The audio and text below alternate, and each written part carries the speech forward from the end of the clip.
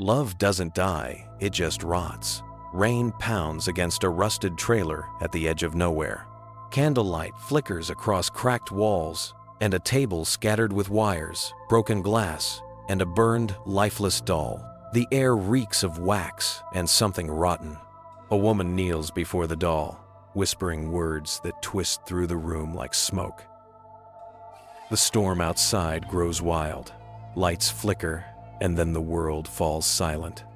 One candle goes out, another. Darkness. Then, a laugh. Soft, childlike, cruel. The doll's head turns. Its eyes snap open, catching the light cold, alive, mocking. The woman gasps, then smiles through her tears, reaching for him. "You're back," she whispers. His voice rasps through the dark, playful and sharp. "Miss me, sweetheart?" Her laughter trembles. She pulls him close, desperate and overjoyed. For a heartbeat, it feels like love broken, twisted, reborn. Then his gaze slides to the knife glinting on the table. The grin widens. The candles flare red. The storm howls. Because for them, till death do us part was never a promise. It was a warning. And their love story is just getting started. Subscribe if you dare to witness their love story. It began on a quiet night, the kind that hides its unease beneath the hum of a broken streetlight. Rows of forgotten toys sat in stillness, their plastic eyes reflecting the faint buzz of neon outside the cracked window. The shop had been closed for years. Dust lay thick on the shelves, and the air smelled faintly of something that didn't belong there, copper and candle wax. Then came the sound. A faint thud from the back room. Not loud enough to draw attention, but sharp enough to echo through the silence like a heartbeat. If anyone had been there to hear it, they would have sworn it came from one of the sealed boxes stacked against the wall, the old good guy dolls, their painted smiles chipped with age. Another thud. Then, a giggle. It was small, almost childlike, but the kind of laugh that lingered too long, as though it knew something cruel. The air grew heavy. Something inside the box shifted. The cardboard bulged outward, then stilled again. In the darkness, a voice whispered, soft as a secret, "Hi, I'm Chucky. Wanna play?" The words weren't spoken. They were remembered, like an echo of something that should have died long ago. Outside, lightning flashed, once, twice, and with each flicker, the doll's plastic eyes glimmered faintly through the dust-covered plastic window of its packaging.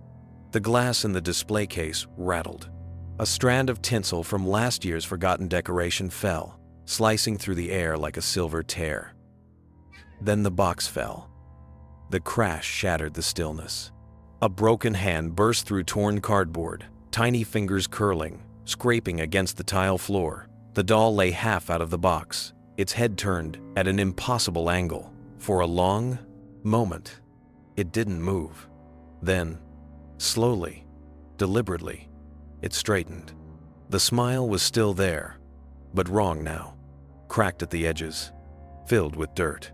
The eyes opened fully, glass catching the flicker of lightning as if alive. Somewhere deep within the doll, a memory pulsed a woman's voice, promising to bring him back. A vow unfinished. He remembered her name. He remembered her betrayal. And he remembered the words that made the lightning dance. As the first drops of rain hit the window, the doll tilted its head and whispered again, this time with hunger, "Where's my bride?"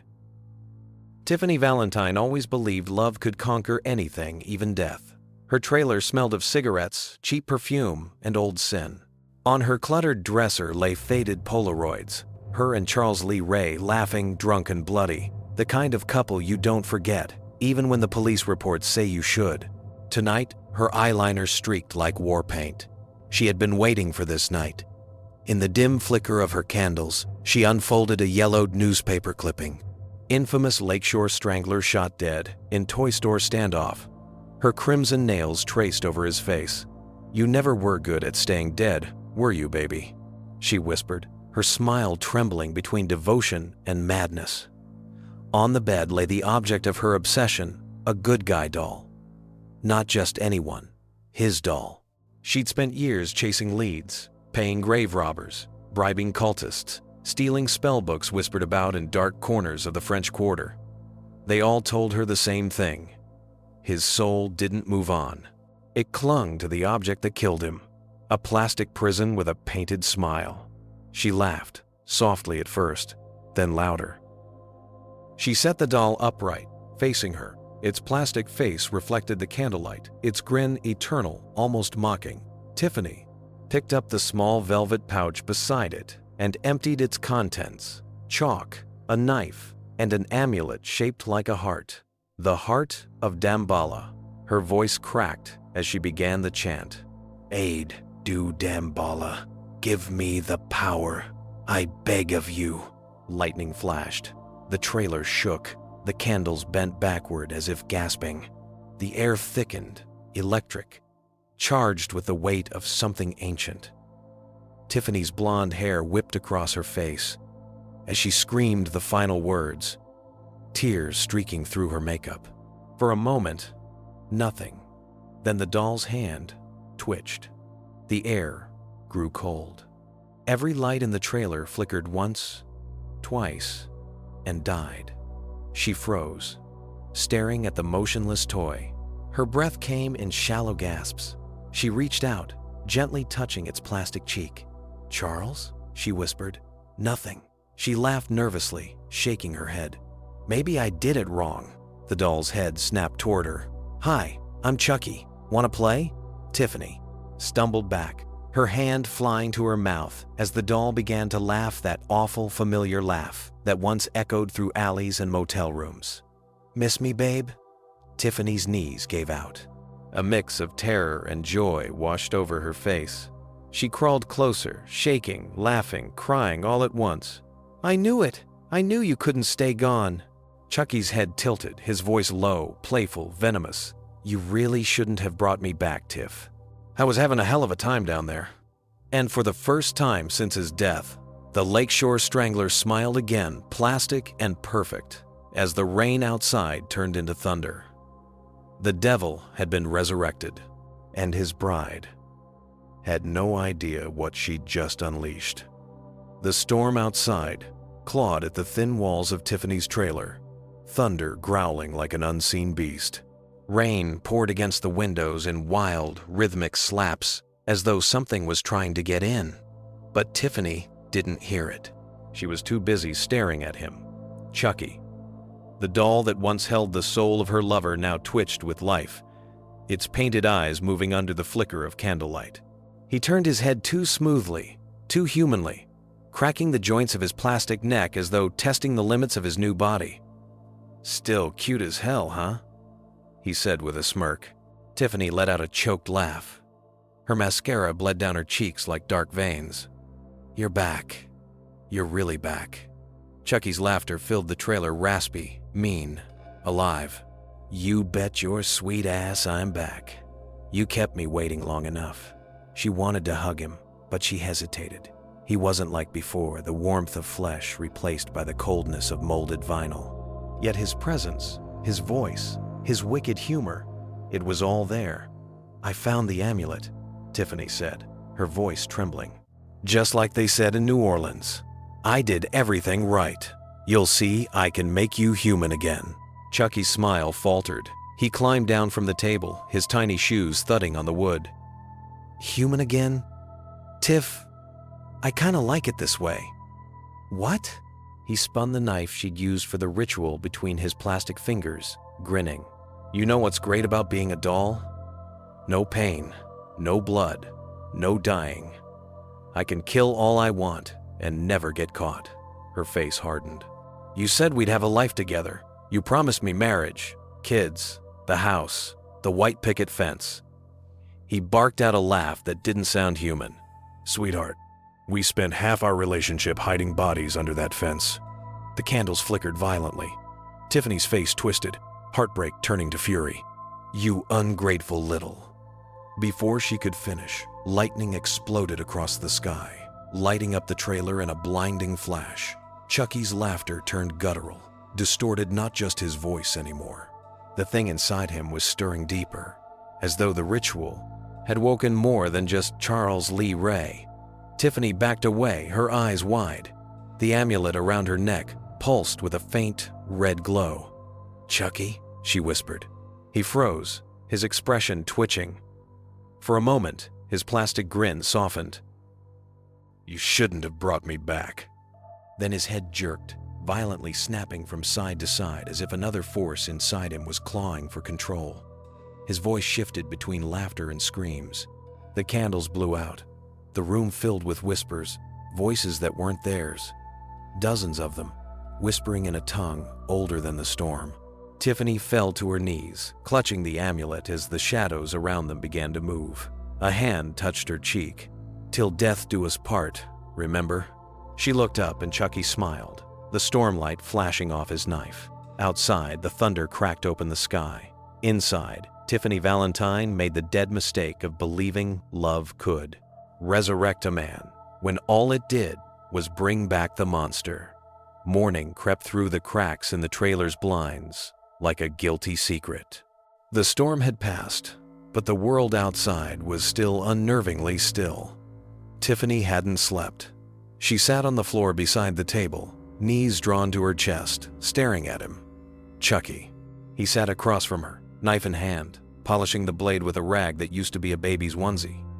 His plastic face reflected the weak sunlight, that same smug grin frozen between charm and cruelty. Every now and then, his head tilted just enough to make her flinch. "You know," he said, voice sharp as the knife, "you always look real cute after a good resurrection." Tiffany forced a laugh, the sound trembling at the edges. "You're impossible, Chucky." "Damn right," he replied, hopping off the counter. His short legs made soft thunks on the floor as he approached.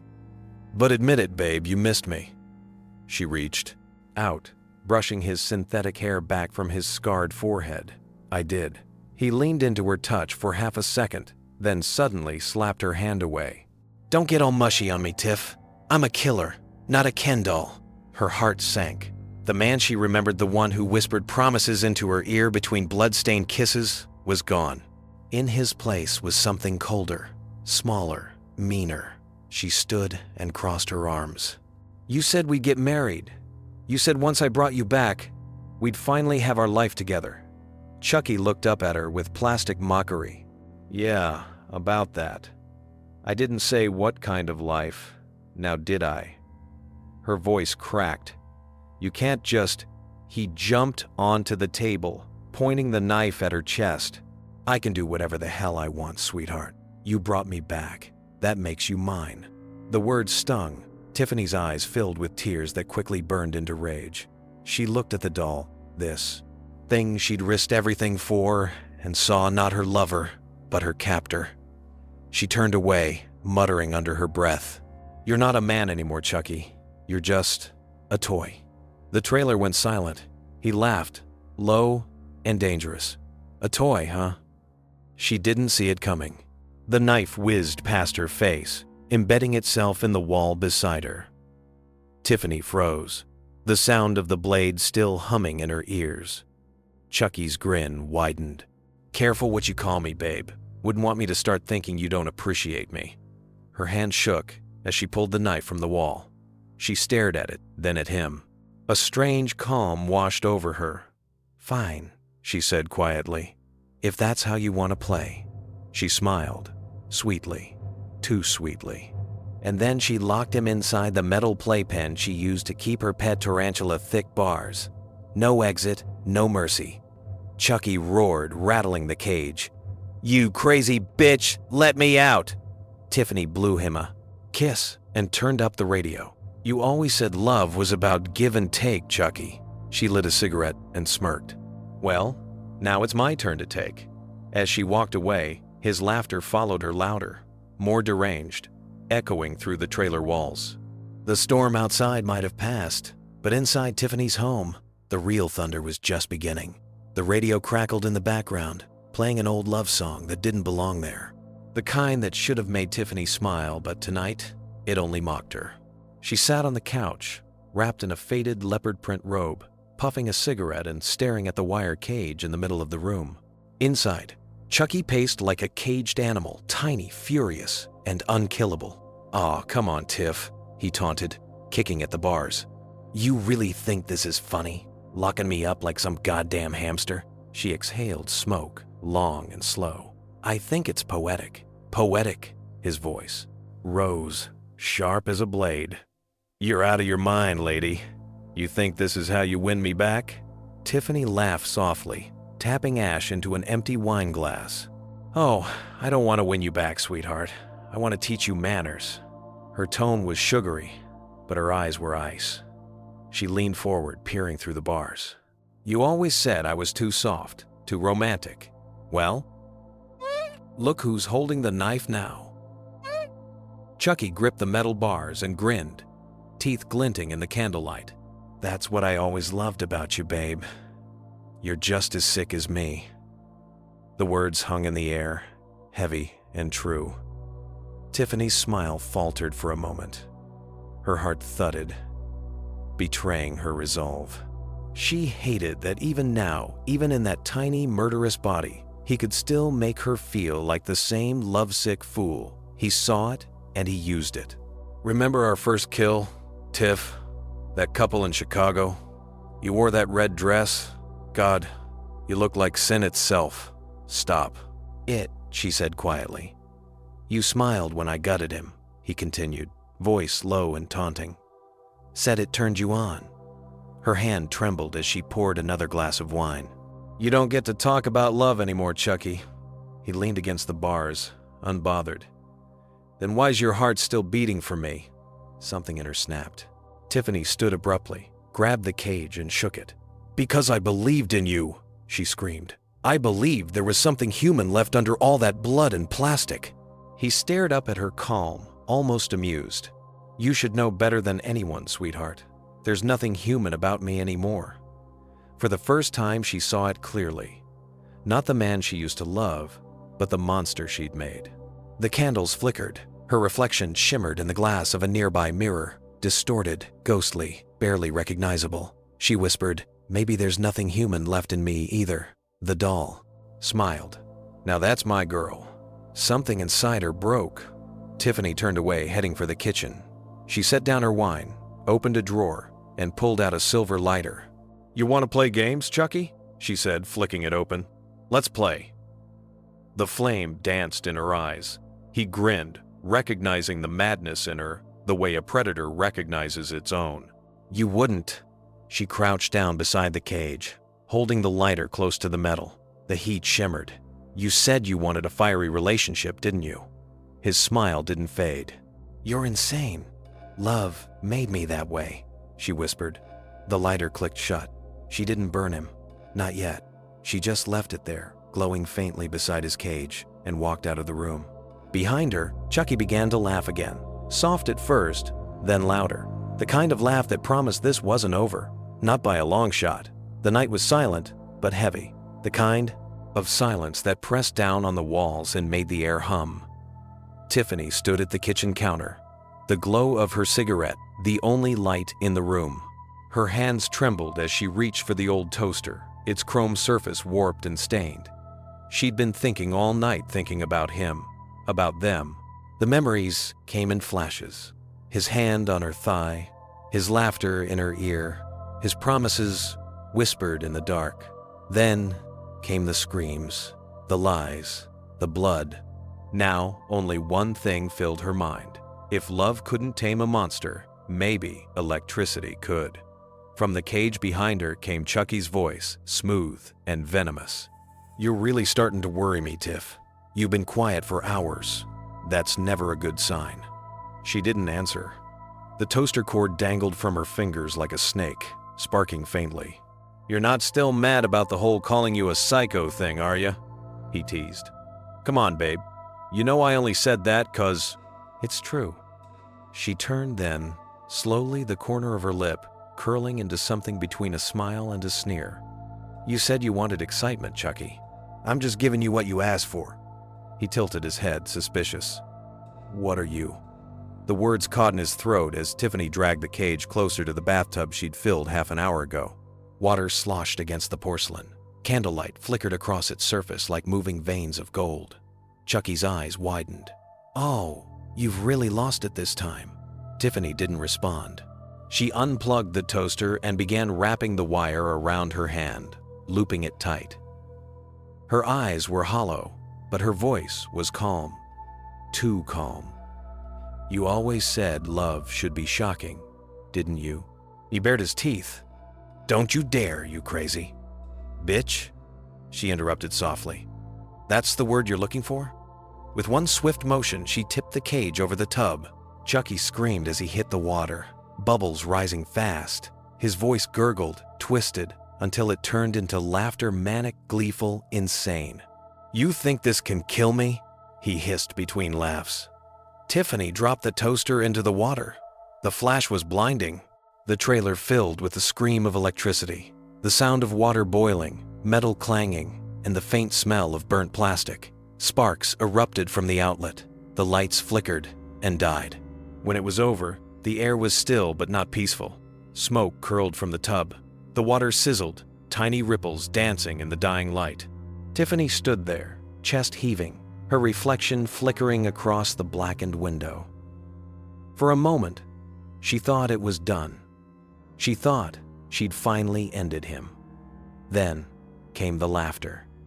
Low, wet, rising from the steaming water like something reborn. The doll's melted hand gripped the edge of the tub. Its head lifted, one eye burned black, the other glowing faintly, red in the dark. "Now that's the kind of foreplay I like," he croaked. Tiffany stumbled back, horrified, and yet, deep down, she smiled. There it was again, that same spark that had always drawn her in. The chaos, the danger, the madness of it all. He crawled out of the water, smoke rising from his body, and stared at her with something that looked almost like affection. "You know what, Tiff? You're all right. Maybe we are meant to be." Her lips trembled. "You're insane." He laughed that same awful, wonderful laugh. "Yeah, babe, but you brought me back." And as lightning split the sky outside, their eyes met, not in hatred, not in love, but in something far more terrifying: recognition. Two monsters, finally made for each other. The next morning smelled like burnt wires and cheap perfume. Smoke still lingered in the air, curling between the cracked blinds and the ashtray overflowing with cigarette butts. Tiffany stood barefoot in her kitchen, wearing nothing but her robe and the faint tremor of disbelief. She stared at him, the melted, half-charred doll, perched on her counter like a little god of chaos. His plastic skin bubbled at the edges, one side of his face warped into a permanent sneer, the other still that same infuriating grin. "Damn, babe," he said, adjusting the blackened sleeve of his doll-sized shirt. "You really outdid yourself last night. You almost made me believe in sparks again." Tiffany exhaled slowly, pressing her palms against the counter to keep from shaking. "I should have let that toaster finish the job." "Yeah, but you didn't." He hopped down, landing with a dull thunk. "And you know why? Because deep down, you love me. Always have." She turned her face away. "I loved Charles Lee Ray. Not this thing you've become." He stopped walking. "Thing?" His voice dropped an octave, that familiar menace creeping back in.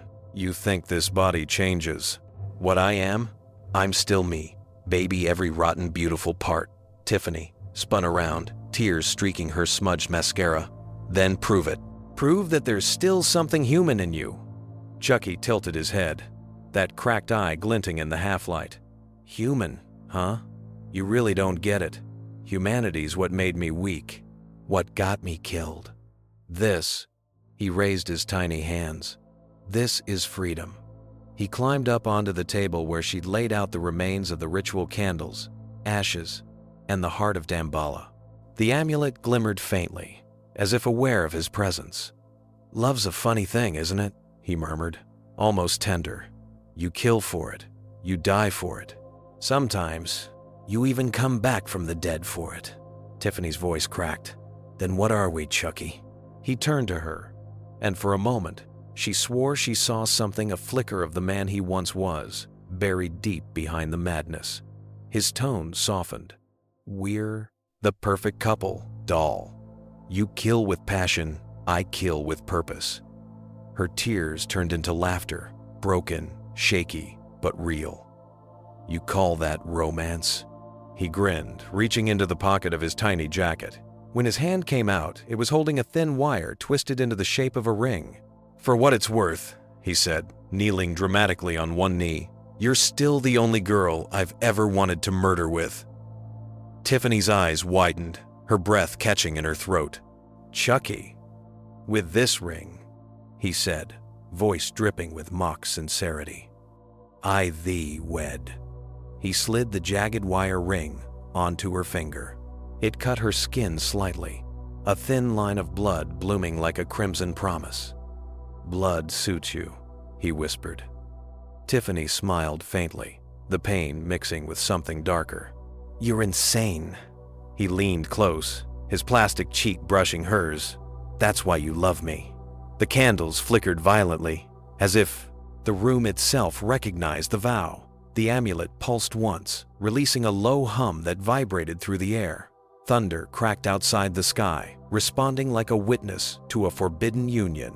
Two killers, two lovers, two souls too blackened for heaven, too alive for hell. And as their laughter tangled in the dark, Tiffany realized that this wasn't a wedding. It was a curse. A vow sealed not in love, but in blood. Rain returned that night hard and relentless, drumming against the trailer roof like impatient fists. Lightning flashed across the sky, cutting through the dark like a blade. And inside that cramped, flickering room, Tiffany Valentine lay dead. Her eyes stared blankly at the ceiling, a perfect reflection of her broken porcelain dolls scattered across the shelves. Blood pooled beneath her like spilled wine, soaking into the carpet. The air reeked of smoke and metal and something else.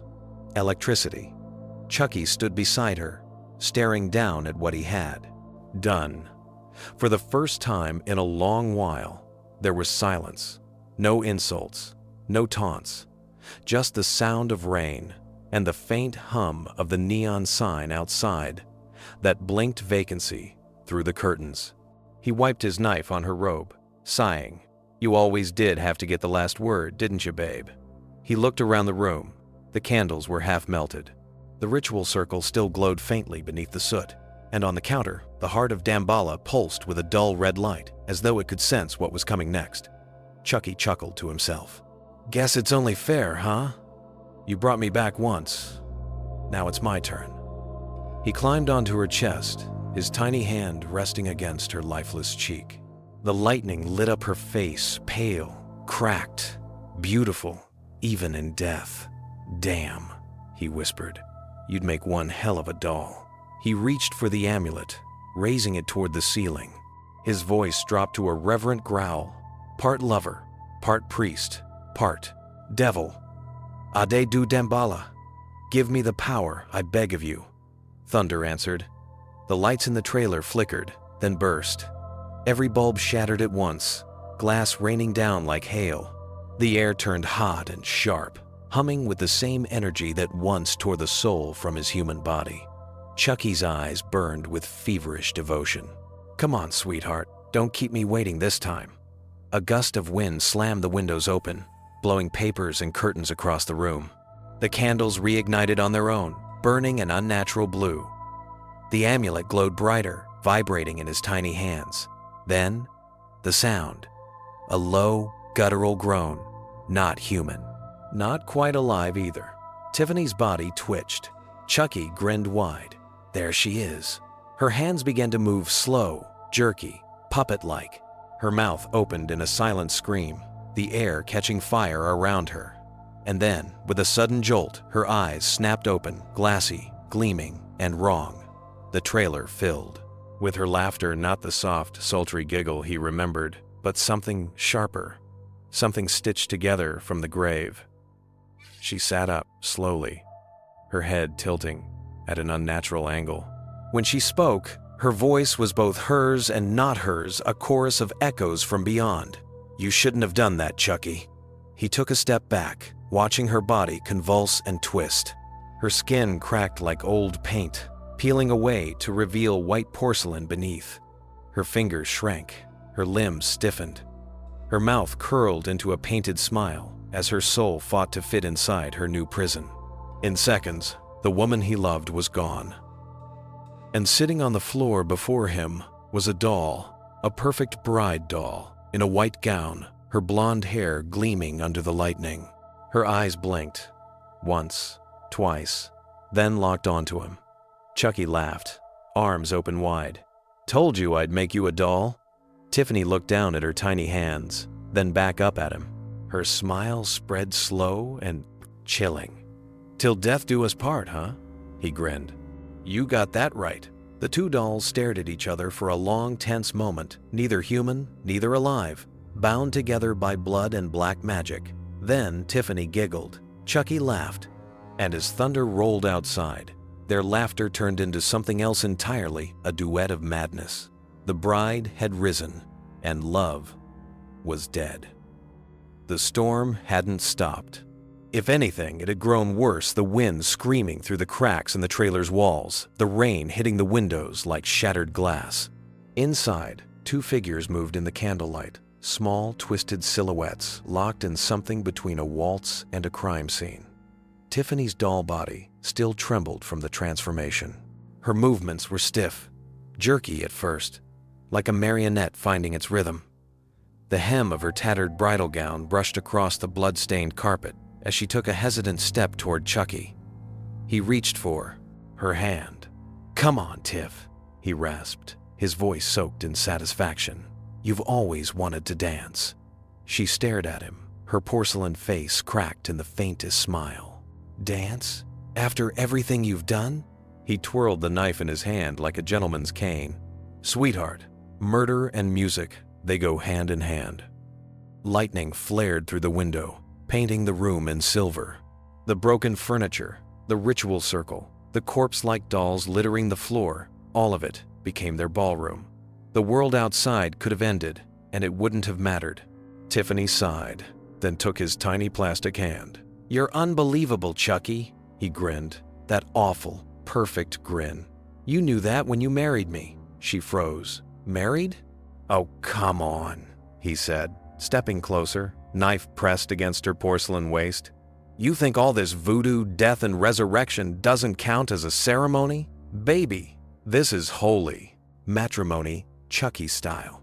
The song on the radio crackled, tuning itself through static until it landed on something soft, romantic, an old, scratchy ballad. A love song from decades past. Tiffany laughed, the sound high and eerie. "Our first dance, huh?" "Damn right." He pulled her close. Their tiny bodies moved awkwardly at first, the shuffle of plastic feet against wood, the squeak of vinyl joints. But soon, it became something hauntingly graceful. They moved in perfect rhythm, two killers locked in their own sick parody of love. Around them, the trailer swayed with the storm. The flames of the candles bent and hissed, casting their shadows against the walls, a man and woman, dancing forever in miniature. As they turned, Tiffany's eyes flicked to the table. The heart of Damballa still glowed faintly, pulsing with that deep red light. She could feel it in her chest, like a heartbeat that wasn't hers.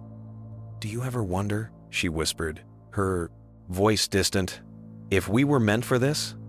He looked at her, confused. "Meant for what?" "This," she said softly. "To never die. To never stop. To keep killing and calling it love." For a moment, the music filled the silence between them. The sound of the rain softened, and Tiffany almost thought she heard her own heartbeat again, but it wasn't real. Nothing about her was real anymore. Chucky leaned in close, his voice a low growl. "Baby, this world was never meant for us. That's why we made our own." He dipped her low, the blade of his knife grazing her porcelain neck. Not to kill, but to remind her who she belonged to. "Till death do us part," he whispered. Her eyes met his, sharp and shining. "Then you better not die on me again." He laughed, that same cruel, delighted laugh that echoed through every murder scene they'd ever shared. As the song reached its final notes, they stopped dancing.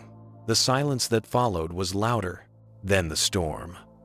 They stood there, bride and groom, monster and doll, staring into each other's cracked reflections. Tiffany reached out and touched his face. "We belong together, don't we?" Chucky smirked. "We belong everywhere there's blood to spill." Outside, lightning struck a tree, splitting it in two. The power surged, and for a moment, the trailer glowed from within as if heaven itself had looked down and recoiled. And as thunder rolled across the night, the dolls laughed again, their laughter fusing into the storm, wild and eternal. The dead had found their rhythm, and this dance would never end. The next morning was drenched in silence. The storm had passed, leaving behind the metallic scent of rain and the faint hum of something that didn't quite feel natural. Tiffany stood at the window, staring out at the gray world beyond the fogged glass. Her reflection looked wrong, pale plastic skin, painted lips, and eyes that never blinked. She wasn't human anymore. She wasn't even sure she was alive. Behind her, Chucky rummaged through the drawers, humming to himself. The sound was light, almost cheerful, but underneath it, there was madness. It was the same tune he used to whistle after every kill. He turned, holding up 2 kitchen knives like trophies. "You know, Tiff, most newlyweds spend their honeymoon in Hawaii. I say we make ours a little more hands-on." Tiffany didn't smile. "You think murder counts as a honeymoon?" He shrugged, twirling the blade. "Why not? Nothing says love like a little bloodshed." She sighed, turning back to the window.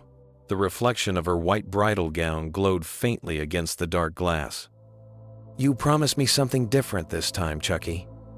You said we'd have more than just this." He rolled his eyes. "Jesus, babe, you really know how to kill a mood." Her voice hardened. "You killed me." The room went still. Chucky lowered his world, knife, smirking. "And look how beautiful you turned out." Tiffany spun on him, fury flashing in her glassy eyes. "You took my life away! You turned me into a monster like you!" "Correction," he snapped. "I made you better. You were always a killer, Tiff. You just didn't have the guts to admit it." Her porcelain hands shook. "I did it for love." "Yeah?" He sneered. "So did I." Their voices rose with the wind outside. Thunder rumbled somewhere far away, but it felt close, like it was waiting for one of them to fall. Then, without warning, Chucky's expression softened. He stepped closer, setting the knife on the counter. His tiny hand reached out and rested against her cheek. "You know what's funny?" he said quietly. "We've killed more people together than most couples ever meet. And yet..." She hesitated. "And yet what?" He smiled, that crooked, boyish grin that still, somehow, made her heart ache. "You're still the only one who scares me." Her anger cracked, giving way to something else, something she didn't want to name. "You mean that?" He nodded. "Yeah, babe, I do." For a moment, it almost felt human again, the tension between them softening into something fragile and real. Tiffany leaned closer, their foreheads touching. But then Chucky chuckled, low, mocking. "Of course, that's what makes it fun." She shoved him away. "You bastard!" He stumbled, laughing. "You love it." "I loved you, Chucky," she screamed, her voice breaking. "But there's nothing left to love." Silence followed. Only the faint buzz of the light bulb filled the space between them. Then Chucky said softly, "You're right." Before she could react, he lunged. The knife flashed. Tiffany screamed as the blade plunged into her side, once, twice the sound of plastic cracking instead of flesh tearing. She collapsed to the floor, clutching her wound, eyes wide in disbelief. You promised."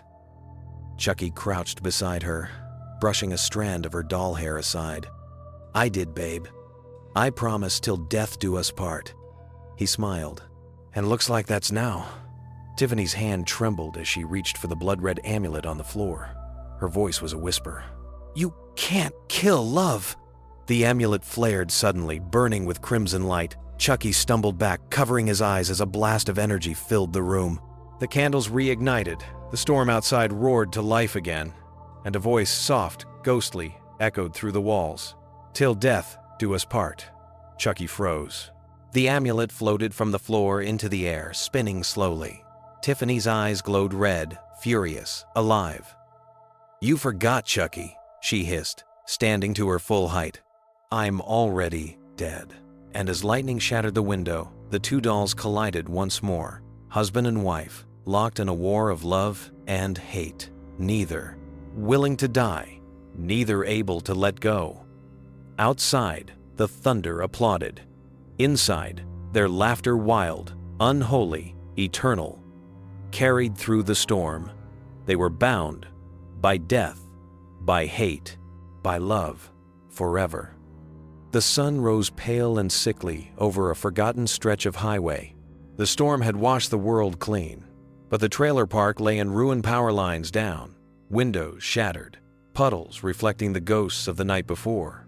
A rusted van sat idling near the wreckage, its back doors cracked open.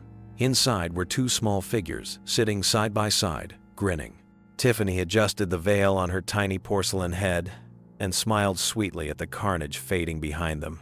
"You know, for a wedding night, that wasn't so bad."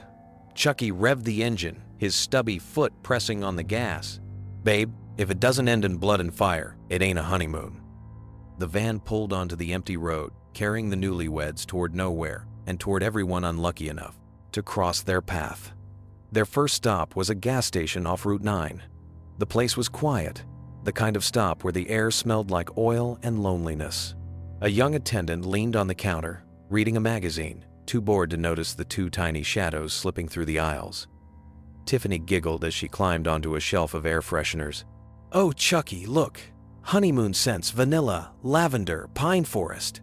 Chucky rolled his eyes. "You're not serious." "I'm always serious," she cooed. "We're starting a new chapter, aren't we? A couple should smell fresh." The attendant finally looked up and froze. A small figure stood on the counter, smiling at him. "Hey, what the hell?" The words died in his throat as Chucky lunged. The knife flashed once, twice, the sound wet and final. Blood splattered across the cigarettes and candy bars. Tiffany clapped her tiny hands together. "Oh, Chucky, you didn't even let me pick the music!" Chucky wiped his blade on the man's shirt, grinning. "Sorry, babe.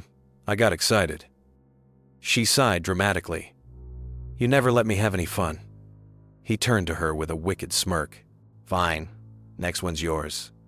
By nightfall, they'd made it to a small roadside motel, the kind with flickering neon lights and curtains that never quite close. Tiffany picked their room, number 13. "Fitting," Chucky said as he kicked the door open. Tiffany dropped her blood-speckled bridal bag on the bed and twirled around, the candlelight catching her glassy eyes. "You know, this could almost be romantic," Chucky snorted. "Romantic? In this dump?"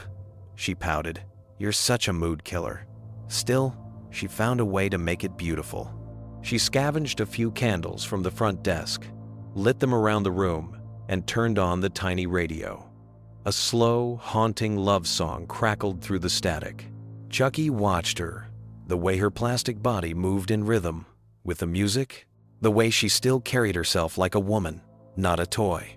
It did something to him, something dangerous. He climbed up onto the bed beside her. "You know what, Tiff?" he said, voice low. "Maybe this is kinda nice." She smiled, taking his hand. "Told you." But their peace didn't last.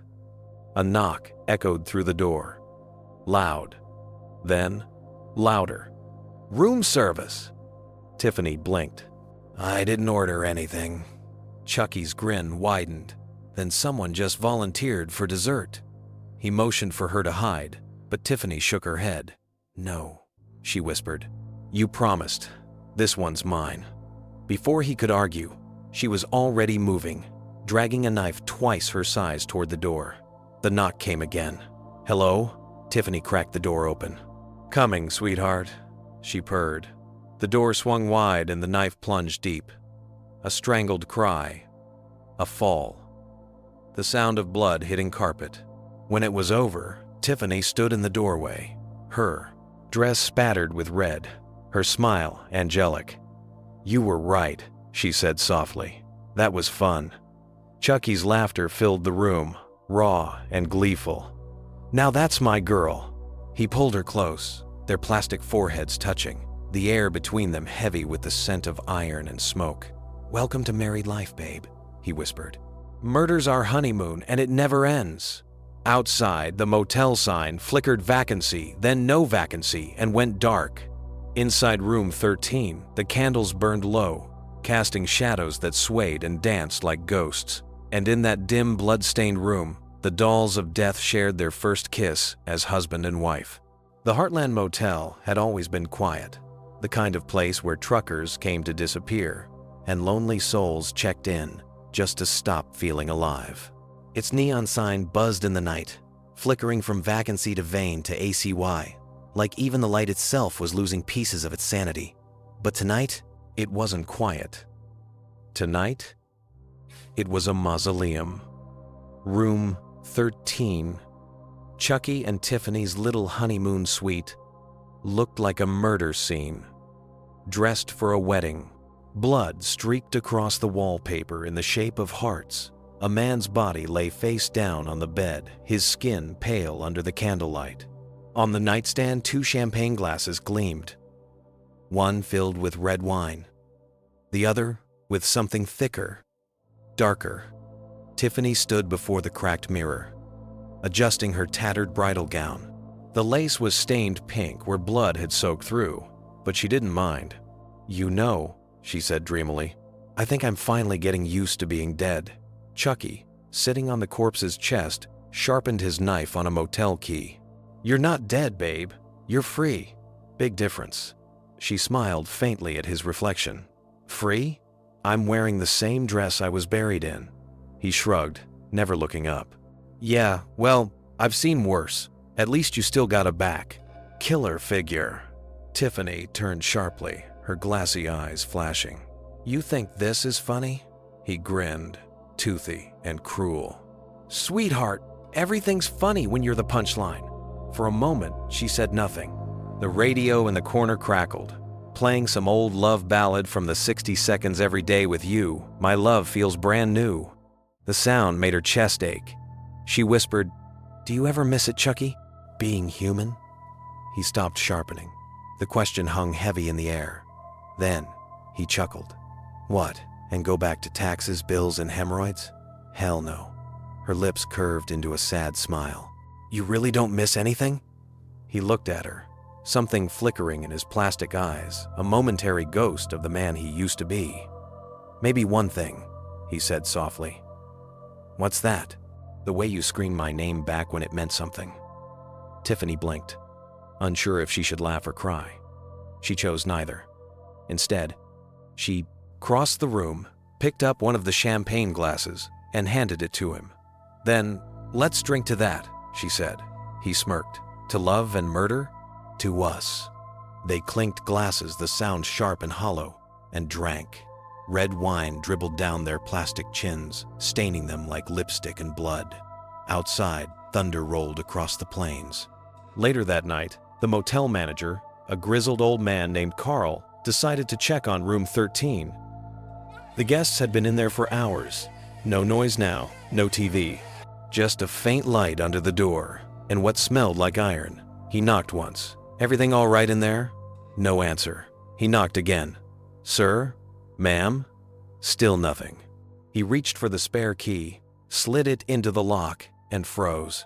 A soft sound drifted through the crack of the door. Laughter. Small, childlike laughter. His hand trembled. "What the pow?" He pushed the door open. What he saw made him stagger back the bed, drenched in blood. The man on it, smiling, with his throat cut wide open, and on the dresser, 2 dolls, hand in hand, staring at him. Their faces were frozen in painted grins. Carl took a step forward. What in God's name? The bride's head turned. Click. Then the groom's. "Evening," Chucky said. Carl screamed, but it was too late. By the time the cops arrived the next morning, room 13 was empty. The bodies were still there, but the dolls were gone. Only the radio played softly in the corner, repeating the same line again and again. "Till death do us part, till death do us part." The rest of the motel was silent. The lights flickered once, then went dark for good. And somewhere down that endless stretch of highway, two tiny figures rode off into the fog, bride and groom, hand in hand, laughing all the way to their next wedding night. The highway stretched endlessly beneath a bruised sky, cracked and gleaming from last night's storm. The world was waking up again. Birds, cars, life. But inside a stolen hearse, speeding down the road, two souls were still very much asleep to the idea of redemption. Chucky had his tiny feet propped on the dashboard, a cigarette dangling from his mouth. Smoke curled from the corner of his grin, swirling in front of the cracked windshield. "Ain't life beautiful, babe?" he said, flicking ash onto the floorboard. "Just you, me, and a couple of stiffies in the back." From the passenger seat, Tiffany rolled her painted eyes. "You're disgusting." He laughed. "Takes one to love one." Tiffany turned toward the window, her reflection staring back plastic skin, glassy eyes, blonde curls that shimmered under the early morning light. Once, she would have called herself beautiful. Now, she wasn't sure if she was even real. She traced a crack on her cheek with her fingertip. "You know, Chucky, sometimes I wonder if we're even capable of love anymore." He glanced at her, amused. "What the hell kind of talk is that? We're married, doll. We've killed for each other. That's as real as it gets." She didn't answer right away. The silence between them grew thick, thicker than the smoke, thicker than the guilt she refused to feel. Finally, she whispered, "Then why does it feel empty?" He scoffed. "Empty? You've been watching too many chick flicks again." Her head snapped toward him. "No, I mean it. Every time we do this, the killing, the running, it's the same thing. It never ends. It never means anything." Chucky took a long drag, exhaled, and grinned. "That's where you're wrong, babe. It means we win. Every single time." She stared at him, disgusted and heartbroken all at once. "You call this winning?" He reached across and brushed a streak of dried blood from her porcelain cheek. "You think you'd rather be dead, 6 feet under, rotting with maggots?" Her lips quivered. "Maybe. At least I'd stop feeling like a bad joke." Chucky laughed. "You are a bad joke, sweetheart, but you're my favorite punchline." Before she could respond, a thud came from the back of the hearse. Tiffany turned. What was that? Another thud, louder this time, then a moan. "Oh, right," Chucky said casually. "Forgot to mention. One of 'em's still breathin'." "What?" He shrugged. "Hey, I didn't have time to double tap. Thought we could have a little fun later." Her eyes widened. "Fun? Chucky, he's alive." "Relax, will ya? We'll stop somewhere nice. Make it romantic." She glared at him, her voice trembling. "You're sick." He grinned, showing teeth. "You love that about me." Tiffany stared at him for a long moment, then reached over and slammed on the brakes. The hearse screeched to a halt on the side of the empty road. "What the hell was that for?" he yelled. She turned to him, her glassy eyes cold and wet, with something that might have been tears if she were still human. "You don't get it, do you? You never did." She climbed out, the morning wind catching her torn dress. Chucky followed, cursing under his breath. The desert stretched around them, endless and empty. Tiffany opened the back door of the hearse. Inside lay 3 corpses, 2 silent, 1 groaning faintly. A young man, bloodied and bound, looked up at her in terror. "Please," he gasped, "don't." Before he could finish, Chucky hopped up beside him, knife gleaming in the sunlight. "Morning sunshine." Tiffany stepped between them. "No." Chucky's grin faltered. "No?" She shook her head. "He doesn't deserve this. Since when do you care?" She turned toward him, her voice shaking. "Since I stopped recognizing what we've become." Chucky blinked. For a moment, there was silence. Then he laughed low, cruel, genuine. "Oh, this is rich. The doll's growing a conscience. Maybe I never lost it," she whispered. Chucky's smile vanished. His hand tightened on the knife. "Careful, Tiff. You're talking like a human again." Her porcelain jaw clenched. "Maybe I wish I still was." He raised the knife. "Then maybe I should fix that." the young man screamed. The sound echoed across the barren highway as the two dolls, husband and wife, killer and killer, lunged at each other. Steel met porcelain, plastic cracked, blood human, and knots splattered across the hearse windows. And when it was over, the man in the back was dead, but not by Chucky's hand. Tiffany stood over him, knife trembling in her grip, her bridal gown torn and soaked. Chucky lay slumped beside the corpse, laughing through the gash in his cheek. He looked up at her, still smiling. "Guess we still make a great team, huh?" Tiffany stared at him, breathing hard, her knife dripping red. "No, Chucky," she said softly. "We make a great tragedy." The wind howled through the open doors of the hearse, carrying their laughter, one of joy, one of despair, into the emptiness of the desert. And somewhere in the distance, thunder rolled again. Because for Chucky and Tiffany, love wasn't over. It was just getting bloodier. The first time Detective Sean Preston heard about the Heartland Motel murders, he thought it was another sick joke. 2 victims' throats cut, eyes gouged, bodies arranged in a heart shape on the bed. No sign of forced entry, no witnesses, just a single crimson message scrawled across the wall. Just married. He'd seen plenty of twisted things in his 20 years on the force, but this one crawled under his skin. Now, a week later, he stood in that same motel room, breathing through a handkerchief to block the stench. The walls still hummed with something off. The air was too still, too cold, like the aftermath of a storm that never reached the surface. Preston adjusted his gloves and looked down at the blood pattern beneath his feet. "A honeymoon suite," he muttered. "Cute." His partner, a younger detective named Ruiz, grimaced. "You think it's a couple doing this?" Preston straightened. "Oh, it's a couple, all right, but they ain't human." Ruiz gave him a look, half skepticism, half unease. "Sir, with respect, that's not exactly in the report." Preston didn't answer. He didn't need to. He'd seen the photos, the crime scenes, the impossible angles of the knife wounds. And then there were the doll prints, tiny, unmistakable tracks in the congealed blood, each no bigger than a child's toy foot. He crouched, running a flashlight along the floorboards. "I've seen this before," he whispered. "Where?" Ruiz asked. Preston's jaw tightened. "Chicago, 1988. The Lakeshore Strangler case." Ruiz blinked. "That urban legend? The killer who put his soul into a doll?" Preston looked up, eyes cold. "Not a legend." Ruiz swallowed hard. "So you're telling me the guy who was shot and burned alive is back?" Preston's voice was steady, but his eyes told a different story. "He's back, and he brought a bride." Later that night, Preston sat alone in his car, staring at the flickering motel sign outside. The rain began again, pattering on the windshield like restless fingers.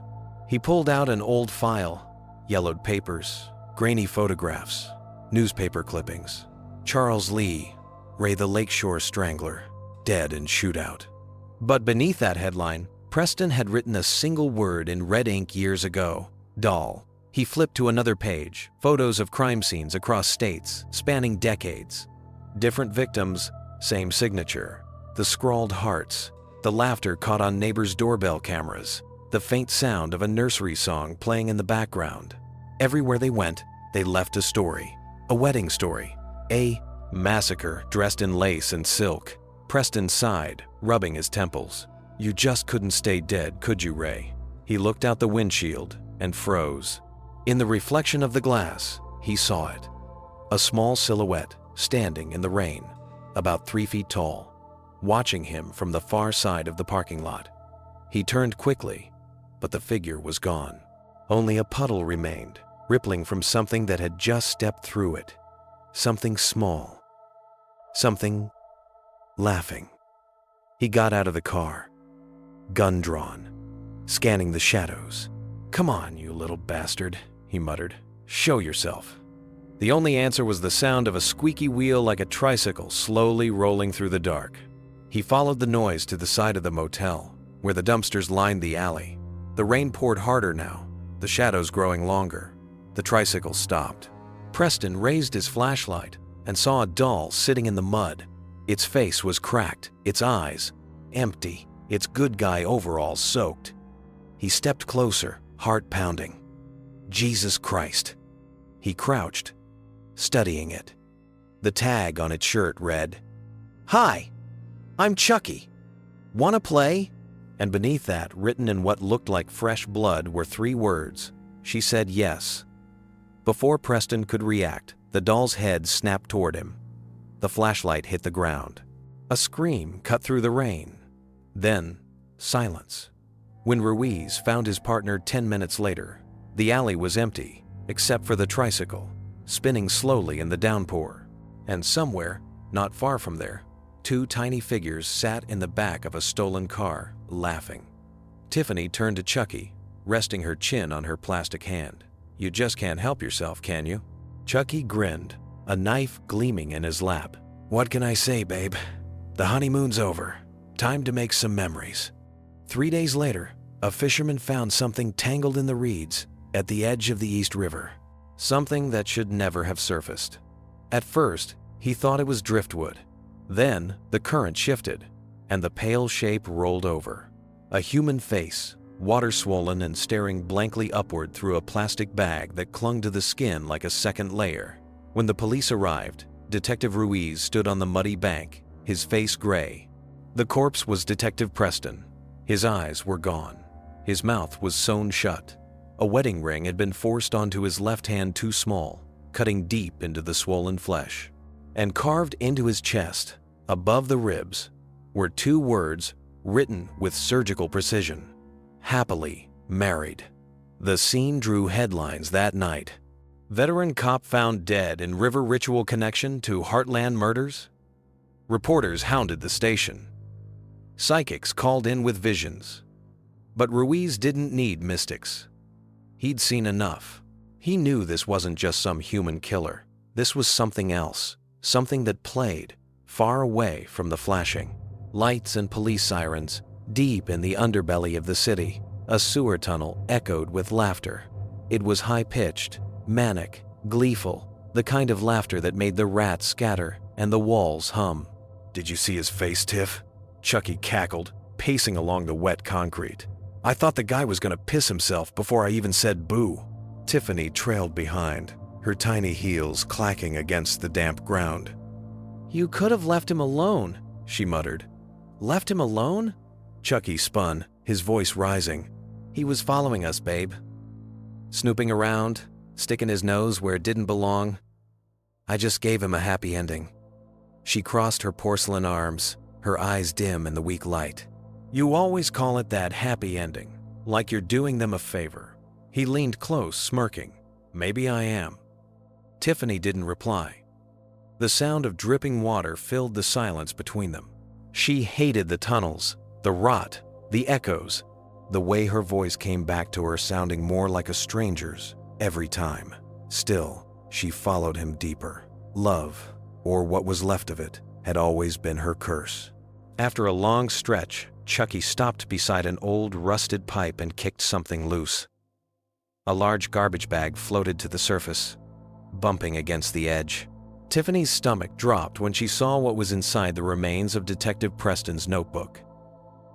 The papers were soaked, but still legible in places. He'd written obsessively, every page a map of his hunt for them, the victims, the motel, even Tiffany's old address. And there, scribbled at the top of the last page, was a sentence that made her pause. "The dolls are bound by love, not death." She touched the page, her tiny fingers trembling. "He knew," Chucky snorted. "Knew what?" "That we can't die," she whispered. "That no matter how many times we burn or drown, we just come back." He laughed, lighting a match, off his plastic thumb. "You say that like it's a bad thing." Tiffany looked at him, eyes hollow. "Maybe it is." She watched as he tossed the notebook into the river.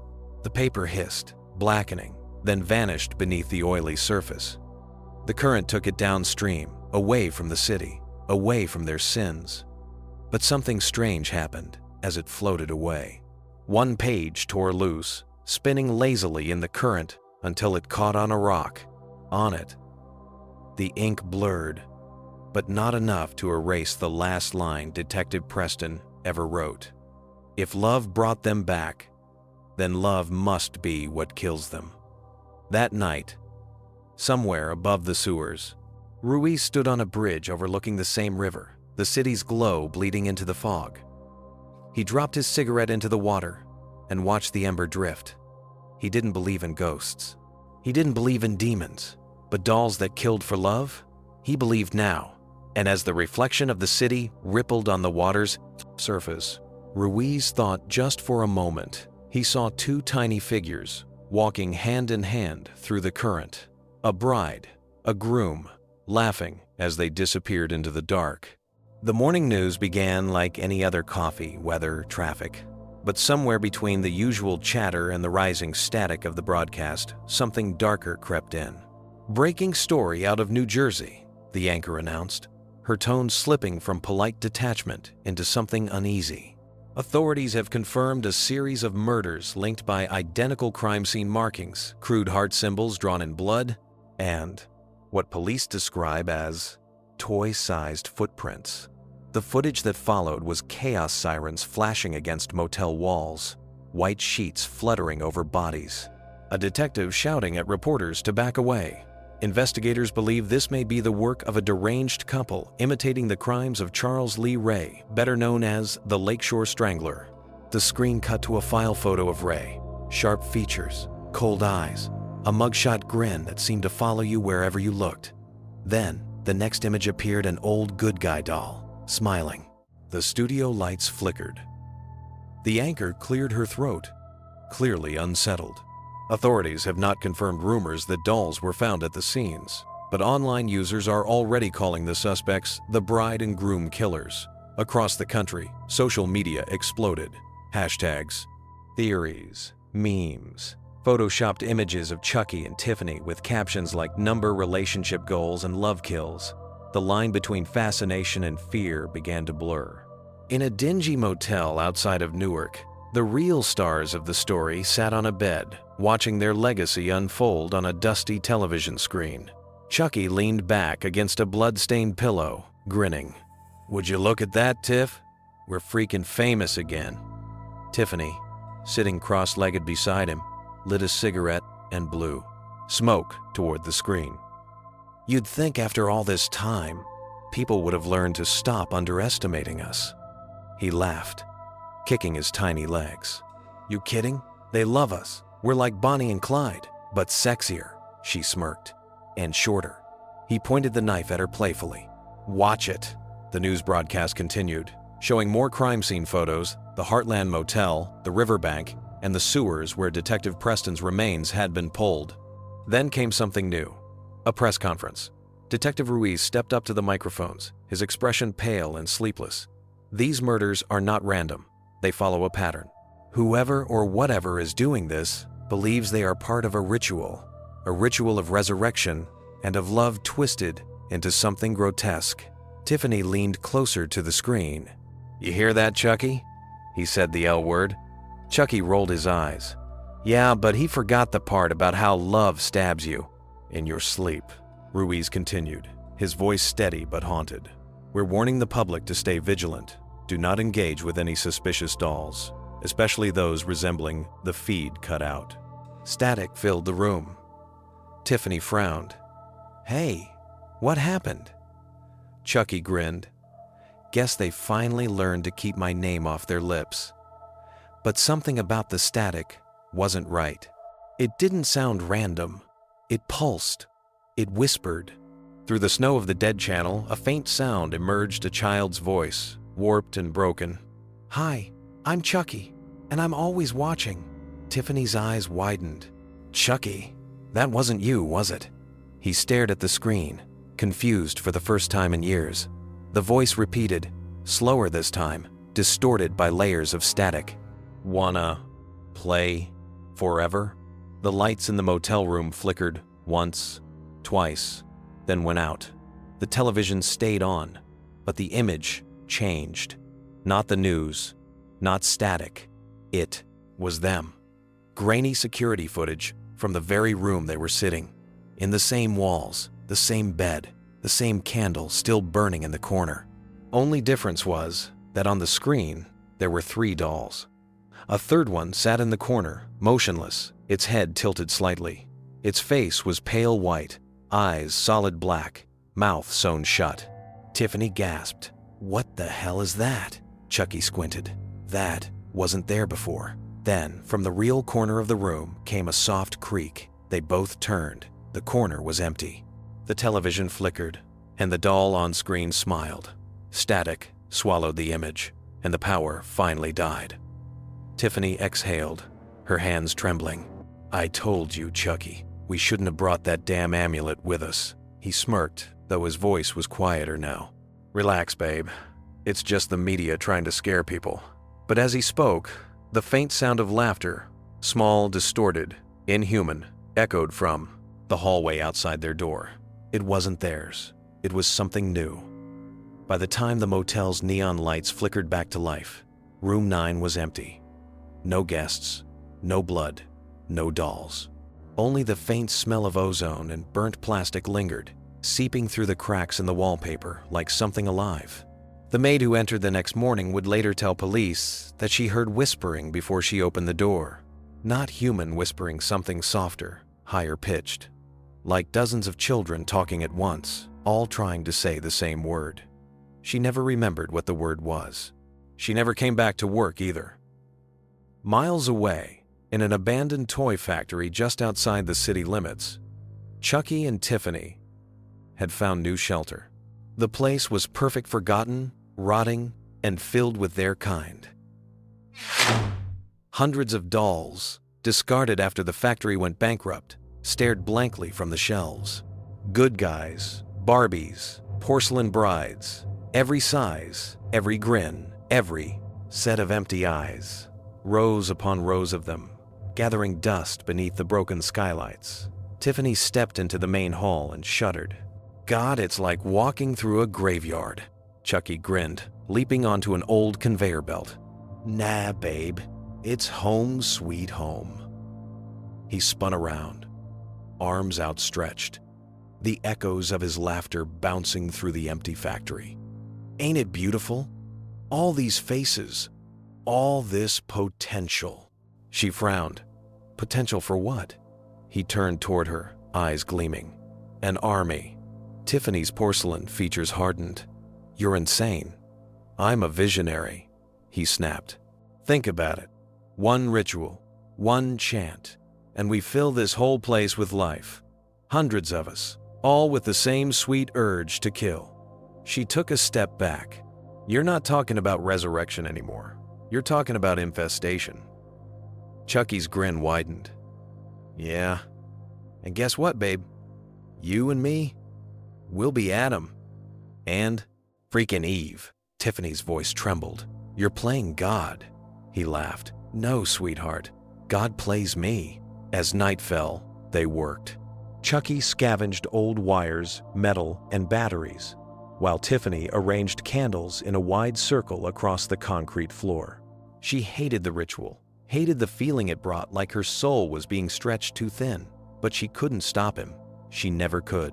At the center of the room sat the heart of Damballa, pulsing faintly with a dull red light. Tiffany's voice was soft. "You're sure about this?" Chucky nodded, knife gleaming in the candlelight. "Say the words, Tiff." "I don't want to." He stepped closer, pressing the blade gently under her chin.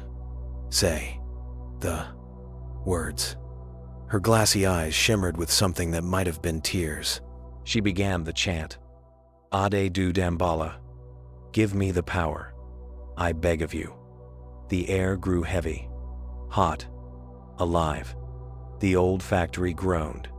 Shadows twisted. Dust rose like smoke. Every doll in the room began to tremble. Their eyes rolled, their heads jerked. Some giggled, others moaned. The sound grew, building into a chorus of laughter that made Tiffany's porcelain skin crawl. "Stop it!" she screamed. "Chucky, stop!" But he only laughed louder. Electricity danced through the wires, the machines sparking to life. The conveyor belts rumbled, gears spinning for the first time in years. One by one, the dolls opened their eyes. Dozens, hundreds, and they were all smiling. Chucky stood in the center of it all, arms raised like a prophet of plastic and sin. "Look at 'em, Tiff. Our babies." The dolls began to move, twitching, jerking, crawling down from the shelves. The sound of tiny footsteps filled the air, growing louder by the second. Tiffany fell to her knees, horrified. "This isn't life. This is hell." He crouched beside her, voice dripping with joy. "Hell, heaven, what's the difference? As long as it's ours." She looked up at him, and for the first time, she didn't see the man she used to love.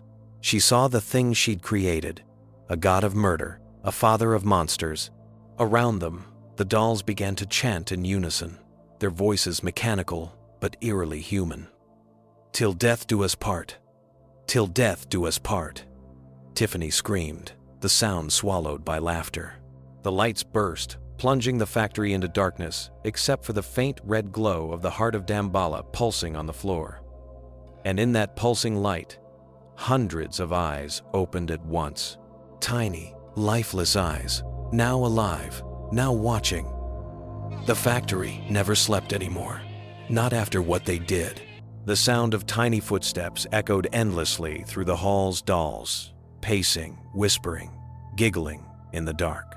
Their laughter came from everywhere and nowhere, always in chorus, always repeating that same wedding vow like a curse, "Till death do us part." Tiffany hadn't spoken in hours. She sat on an overturned crate near the center of the factory, staring at the army they'd created. They moved in her periphery, twitching, shuddering, crawling over each other like insects made of porcelain and rage. She used to love dolls. Now, she couldn't stand to look at them. Chucky, though, he was thriving. He strutted across the catwalk above her, barking orders to his creations like a tiny general. "You, keep that fire going. You two find something sharp. We got a world to wake up." He was smiling again. That awful, wide, human smile stretched across a face that wasn't human at all. He loved this. The chaos, the control, the power. Tiffany looked up at him, voice soft but sharp enough to cut. "Is this what you wanted, Chucky? A family?" He stopped mid-step, glancing down. "What's wrong, sweetheart? Not feeling motherly? You call this family?" She spat. "They're not alive. They're cursed." He laughed, the sound echoing off. "The metal beams." "Same thing, baby. You and me, we're proof life's overrated." Tiffany stood, her movements precise and trembling with fury. "You think this is love, don't you? Turning everything you touch into death." He jumped down from the catwalk, landing in front of her. His grin faltered just a little. "Don't start with that crap again." But Tiffany didn't stop. Her voice grew louder, shaking with the kind of anger that comes from heartbreak too long ignored. "You talk about forever, but all you ever do is destroy. You killed me, Chucky. You made me this." He stepped closer, knife in hand, eyes glinting in the candlelight. "You made yourself this when you brought me back. I did it for love." "Yeah?" He smirked. "Well, maybe that's your problem, babe. You love too much." The silence that followed was unbearable. The dolls had stopped moving. They were all watching. Every plastic face turned toward their creators, mother and father, god and goddess, locked in a holy war. Tiffany's voice broke. "Do you even remember what it felt like to be human?" Chucky's grin returned, cruel and calm. "Sure, it felt weak." Then he turned away, gesturing to the rows of dolls. "Now this feels right." Tiffany stared at him, something inside her fracturing. "You don't love me," she said softly. "You love the killing." He didn't answer. He didn't have to. Because at that exact moment, one of the dolls, a smaller, female one dressed in white, walked up to Chucky and tugged at his leg. Its voice was warped but clear. "Daddy!" Chucky looked down, amused. "Hey there, sweetheart." He lifted the doll and smiled. "Would you look at that? Takes after me." Tiffany froze. "Put her down." He ignored her, turning the little doll over in his hands like a prize. "Kinda cute, huh? I think she's my favorite." "Put her down, Chucky," he glanced at her, saw the look in her eyes and smirked. "Oh, what's the matter, babe? Jealous?" Tiffany's voice dropped to a whisper. "Don't call me that." "Oh, come on," he taunted. "You wanted kids, didn't you? Look around, we're parents now." She lunged forward, snatching the smaller doll from his grip. "They're not our children." Chucky laughed, stepping closer. "Then what are they, huh? You said it yourself, we can't die. So maybe this is all we got left." Her hands shook. "You're sick." "Yeah, but you love me anyway." Tiffany stared at him for a long, heavy moment. The noise around them faded, the whispers, the scraping, the laughter, until the world seemed to hold its breath. Finally, she said it. "I don't love you anymore." Chucky's grin faded. Slowly, he raised his knife. "You shouldn't have said that." And in that instant, the dolls moved again, all of them at once. Hundreds of tiny heads turned toward Tiffany. Hundreds of tiny hands reached for her. She stepped back, terrified, as Chucky's laughter filled the air again. "You see, babe?" he shouted over the rising noise. "Even they know it. You can't leave me. You're mine." The dolls swarmed forward. Tiffany screamed as plastic fingers closed around her arms, pulling her toward the circle of flickering candles. Chucky followed, his silhouette glowing in the red light of the amulet. The sound of tiny voices rose like a chant, mechanical and unholy. "Till death do us part, till death do us part." Tiffany's voice broke through the chaos. "You can't love what you destroy." Chucky smiled. "That's the only way I know how." He raised the knife. And as the blade came down, the candles went out. The factory fell silent, except for one sound. A single heartbeat.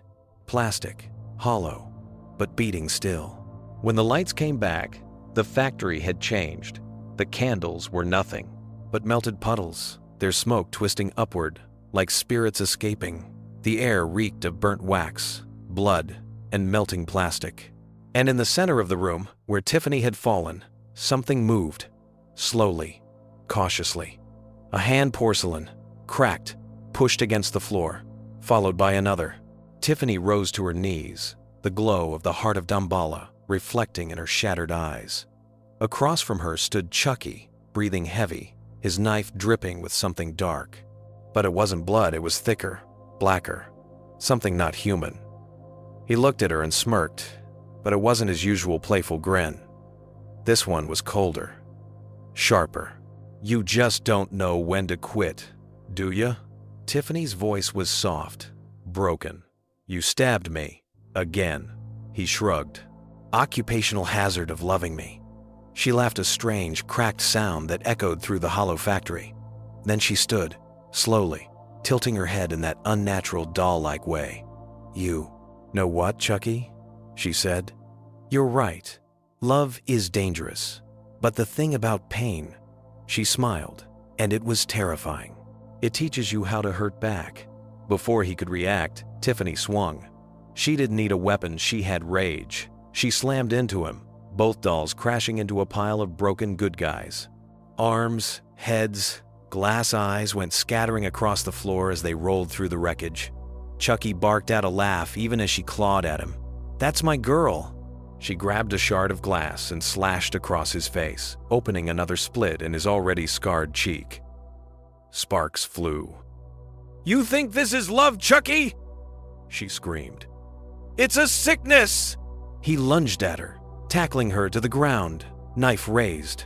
"Call it what you want, babe. You're infected too." She grabbed his wrist mid-swing, struggling against him. "You're not a man," she hissed. "You're a disease, wearing a smile." His grin widened. "And you married it." Tiffany kneed him off her, sending him crashing into a pile of headless dolls. The army of toys around them began to stir again, whispering in broken, mechanical unison, "Till death do us part, till death do us part." Tiffany stumbled to her feet, clutching the shard like a dagger. "You want a part, Chucky?" she shouted over the growing chorus. "Let's make it permanent." She drove the glass into his chest. For a moment, he just stared at her, then looked down at the shard jutting out from his plastic body. The sound of cracking filled the air, sharp and horrible, like someone stepping on thin ice. He laughed, choking on it. "You always did. Go for the heart." Then the laughter twisted into a growl. His small hand shot up, grabbing her by the throat. "You're not leaving me, Tiff. Ever." His grip tightened, the plastic joints in his arm creaking as they strained. Tiffany gasped, her porcelain neck beginning to fracture. "You can't kill me," she whispered. He leaned close, knife glinting between them. "Then I'll make you wish I could." She looked into his cracked eyes and smiled. "I already do." Then, with one final push, she twisted the shard still buried in his chest. The factory lights exploded one by one, raining sparks from above. The dolls screamed as the heart of Damballa began to pulse violently, its glow now blinding, throbbing like a beating heart ready to burst. The ground shook, metal screamed. The air filled with electricity, the same terrible force that had once brought him back. Chucky looked down at the growing light beneath them, his grin faltering. "Ah, hell." The explosion ripped through the factory. Windows shattered for miles. A wave of red light rolled across the city skyline, bright as dawn, and gone in seconds. When it faded, the factory was gone, nothing but smoking rubble and the faint, charred smell of burnt plastic. No bodies, no dolls, just silence. And yet, somewhere in that silence, a faint sound began to rise. Faint, broken, and familiar. Laughter. Chucky's laughter. Then Tiffany's. Intertwined. And, from beneath the ashes, two small, blackened hands, one male, one female, slowly reached for each other. Because no matter how many times they tried to kill each other, destroy each other, or escape each other, they were bound. By hate, by obsession, by a love that refused to die. Love hurts. But for them, love never ends. The morning after the explosion, the sky above the industrial district hung heavy with smoke. Black clouds rolled over the ruins, like bruises spreading across the horizon. The fire department had long since left, muttering about gas leaks and faulty wiring, but the truth sat buried beneath the ash. No one found bodies, no one ever does. But there were whispers.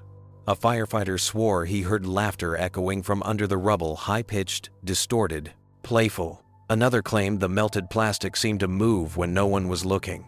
They left the site cordoned off, warning signs strung like rosaries around the crater that used to be a toy factory. But some things can't be fenced in. Death doesn't need permission to come home. A week later, the town held a service for the victims. Not for the dolls, no one knew about them, but for the people who'd vanished in the chaos. Detective Ruiz, the missing workers, the motel clerk, the couple from Route 9. A double funeral was arranged. 2 coffins, side by side, no names, no bodies, just empty caskets filled with silence and speculation. The rain started halfway through the ceremony, soft at first, then harder until it sounded like fingertips drumming on wood. The priest tried to speak over the thunder. "We gather to remember those lost to violence, to madness, to love gone wrong." In the crowd, people shifted uncomfortably. No one liked that word love. Not after the murders, not after the stories. It was cursed now, like saying it out loud might summon something. But not everyone at the funeral was human. Behind the last row of mourners, in the shadow of a dying oak, a small figure stood watching. A good guy doll, its face cracked, its smile crooked. Mud clung to its shoes. Next to it stood a porcelain bride, her gown blackened with soot, one eye missing. The rain beaded across their faces, washing away the grime but not the malice. Chucky turned to Tiffany. "You think anyone will notice we weren't invited?" She smirked, adjusting her veil. "Would have been rude to show up without a gift." He chuckled. "Oh, don't worry, babe. I brought one." He lifted a small box wrapped in shiny red paper, the kind of box you'd give for an anniversary. Tiffany tilted her head. "What is it?" "Something sentimental." As the priest droned on about forgiveness and peace, Chucky slipped through the rows of legs and umbrellas, his movements quick, purposeful. He stopped at the foot of the open grave's 2 perfect holes waiting for the coffins. He dropped the box into the mud and grinned. For old time's sake. When he returned to Tiffany's side, she raised a brow. "You're impossible." "Yeah," he said, taking her porcelain hand. "That's why you married me." The rain grew heavier, drowning the priest's final words. No one saw the box twitch. No one heard the soft click from inside. When the service ended, the mourners drifted away under umbrellas, leaving the two empty coffins alone in the downpour. Thunder rolled, lightning flashed, and the ground beneath the graves shuddered. A muffled pop echoed from below. Then, another. The priest, already halfway to his car, turned back just in time to see both coffins explode. Wood splintered. Fire roared. A shockwave of red light burst from the grave, sending dirt and smoke into the air. And from within that, chaos. Two shapes emerged hand in hand, laughing. Chucky and Tiffany stood over the wreckage, their clothes singed, their smiles wide. "You always did like a dramatic exit," Tiffany said. Chucky brushed a speck of ash off his jacket. "Death's too damn quiet. Gotta make some noise." She looked down at the smoking graves. "So what now?" He turned toward the horizon where the town lights flickered like dying candles. "Now, babe, we remind 'em we're still here." Tiffany smiled faintly. "Our honeymoon isn't over, huh?" Chucky grinned, knife glinting in the rain. "Nah, it's just getting started." They walked away from the graveyard as the storm raged around them, two silhouettes against the lightning. Their laughter carried on the wind. Behind them, the scorched coffins lay open and empty, their names carved into the headstones by an unseen hand. Chucky and Tiffany Ray together forever. And beneath it, freshly etched into the stone, three new words that hadn't been there before, scratched deep, as if written from below. "We're back, babe." The town of Fairview slept uneasy that night. The rain had stopped, but thunder still rolled somewhere in the distance, faint, like laughter fading behind the clouds. No one spoke of the explosion at the cemetery, though everyone heard it. The news called it vandalism. The priest called it blasphemy, but Tiffany Valentine called it unfinished business. She and Chucky had taken shelter in an abandoned roadside diner, Betty's Pancake Palace, according to the faded sign half hanging off its rusted frame. Inside, cobwebs sagged over, overturned tables, and a jukebox hummed faintly with static. Chucky was busy carving his name into the counter with his knife. "Admit it," he said with a grin. "You miss this, the chaos, the rush. Nothing beats the smell of fresh blood in the morning." Tiffany sat in a booth across from him, her porcelain hands clasped tightly in her lap. She didn't answer. Her painted lips were pressed into a hard line. He glanced up. "What's the matter, sweetheart? You've been quiet since the funeral." She looked at him then, not with love, not with anger, with something colder. "You think this is living?" she asked softly. He laughed. "We're alive, ain't we? That's more than most can say." "Alive?" she repeated, her voice trembling. "You call this alive? Running, killing, hiding in places that reek of death?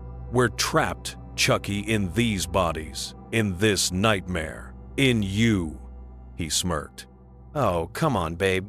You say that like it's a bad thing." But Tiffany didn't smile. Her voice dropped to a whisper. "You've taken everything from me. My life, my soul, even my name."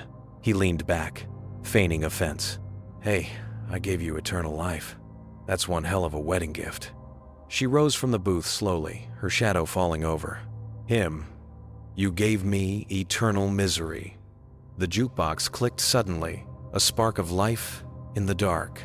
The soft tune of an old love song began to play, warped by static. Chucky chuckled. "Oh, I love this one." Tiffany didn't move. "Do you even remember what love is, Chucky?" He pointed his knife toward her playfully. "Yeah, it's that warm, fuzzy feeling I get right before I stab someone." Her voice broke. "No, it's what you've forgotten. It's what you killed in me, in us." He sighed, rolling his eyes.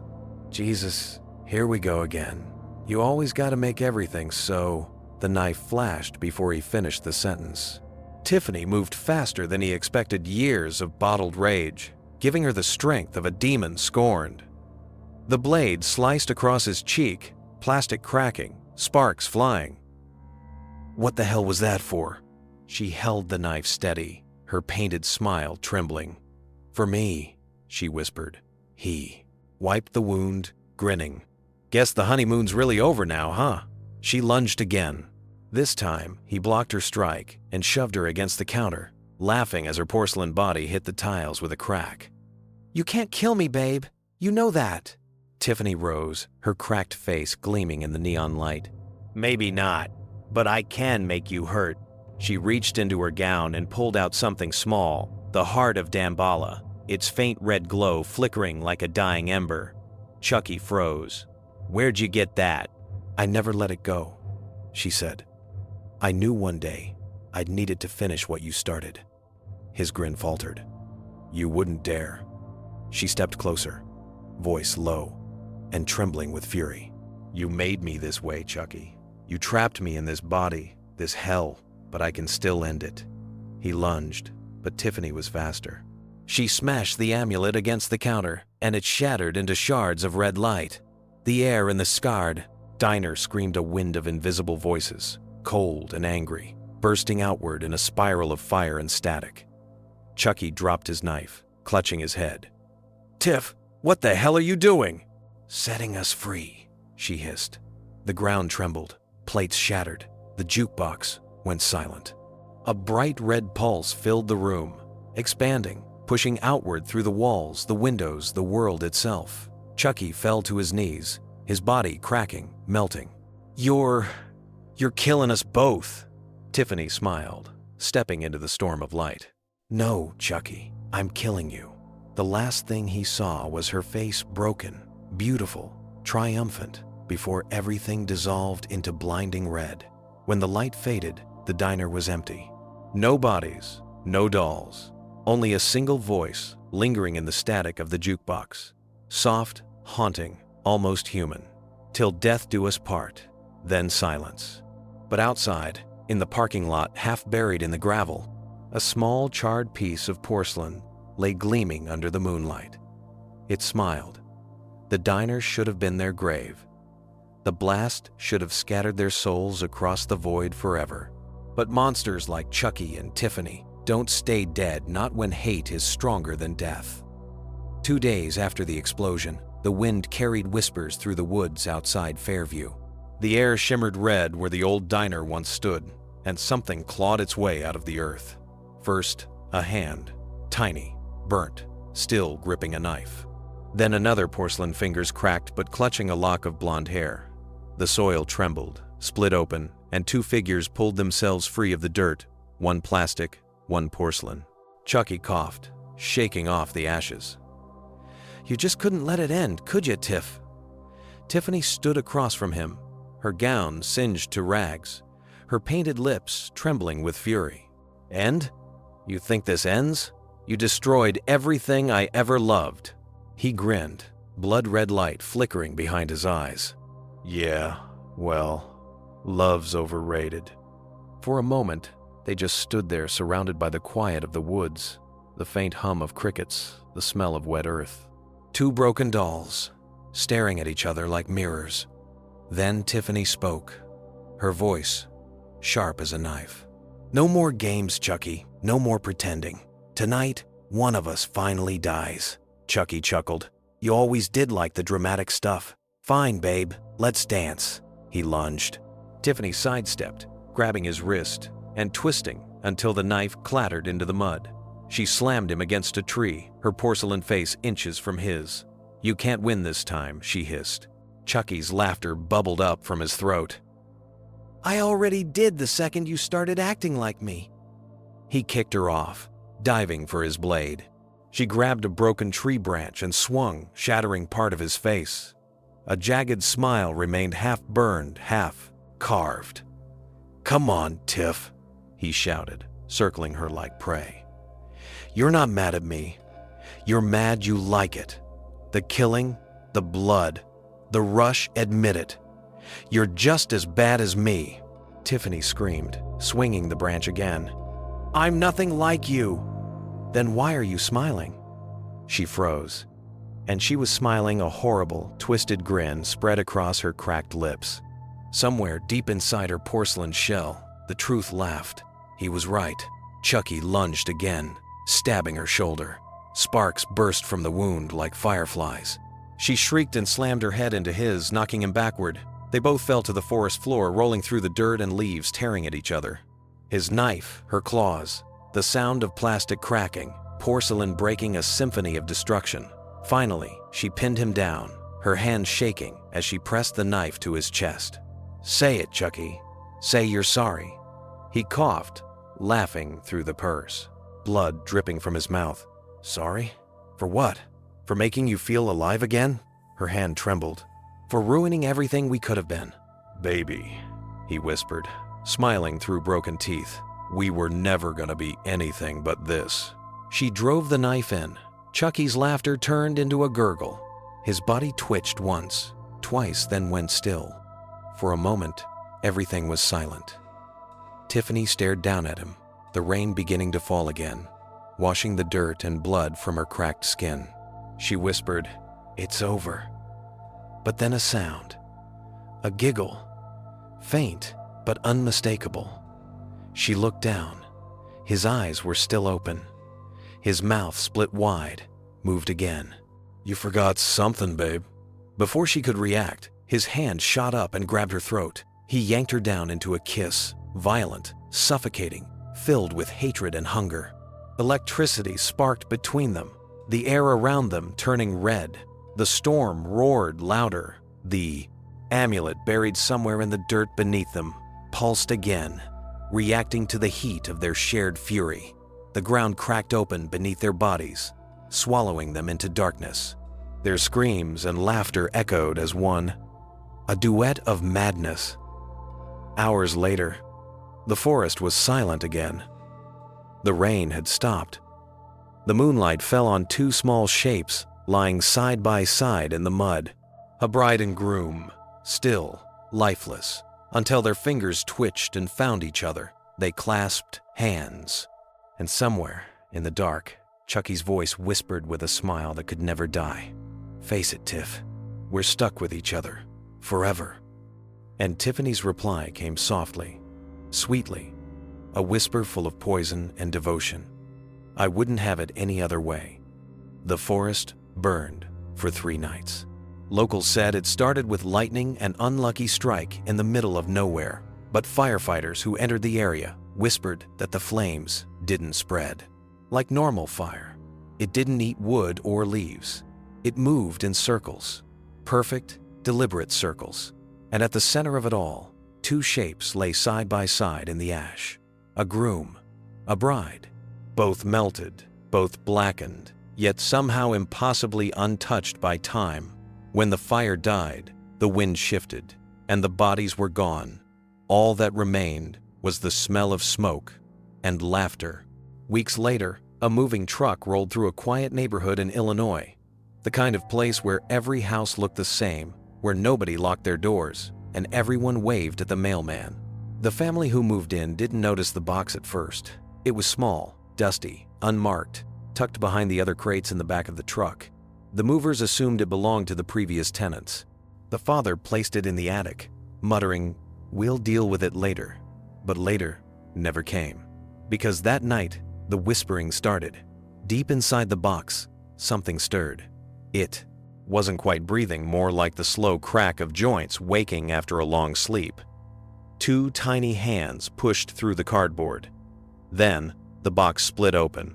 Chucky gasped, dragging himself free of the packing paper, his melted face catching the moonlight through the attic window. Beside him, Tiffany coughed the sound of porcelain scraping against itself. She blinked, dazed, looking around. "Where are we?" Chucky stood, brushing dust from his overalls. "Suburbia, babe. Just what you always wanted. White fences, quiet streets, idiots for neighbors." Her voice was soft, uncertain. "How are we alive?" He laughed, low and dry. "Alive, babe. We're beyond alive. You think a little fire can kill love like ours?" Tiffany turned her cracked face toward him, eyes hollow. "Don't call this love," he grinned, stepping closer. "Aw, come on, Tiff. Don't get cold feet. We've died, burned, drowned hell. We even blew up a cemetery together. That's more commitment than most marriages get.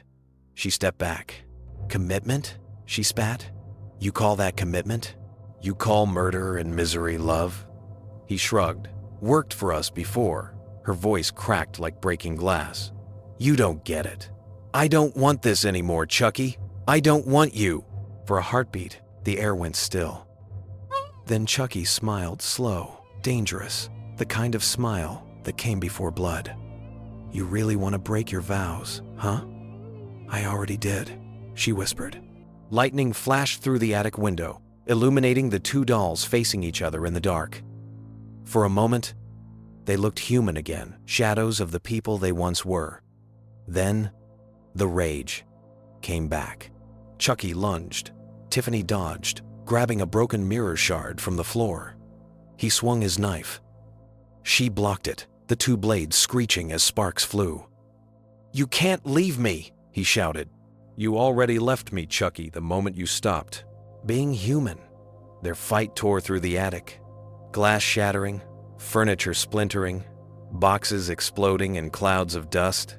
Each strike echoed like thunder, each blow a confession of everything they could never say. I loved you, Tiffany screamed. I made you eternal, he roared back. She slashed across his chest, leaving a deep crack that oozed black resin.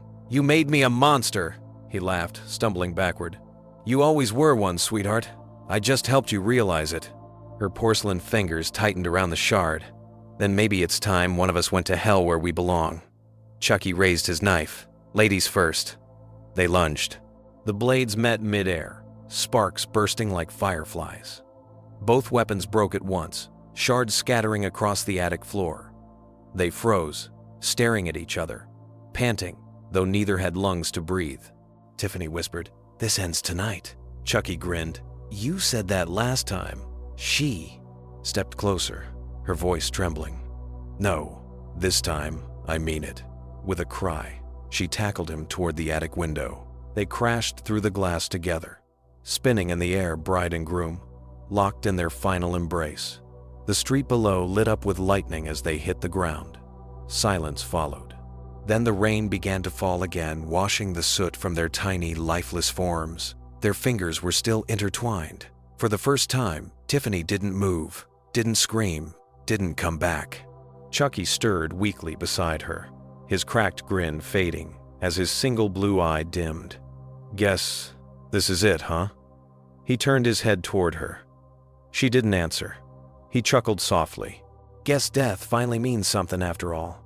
Then his voice broke into a whisper, almost tender. See you in hell, babe. His eye went dark.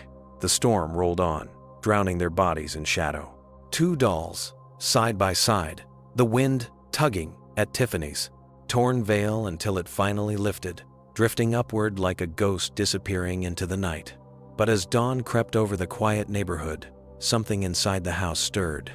In the attic, the heart of Damballa, shattered, broken, began to glow again.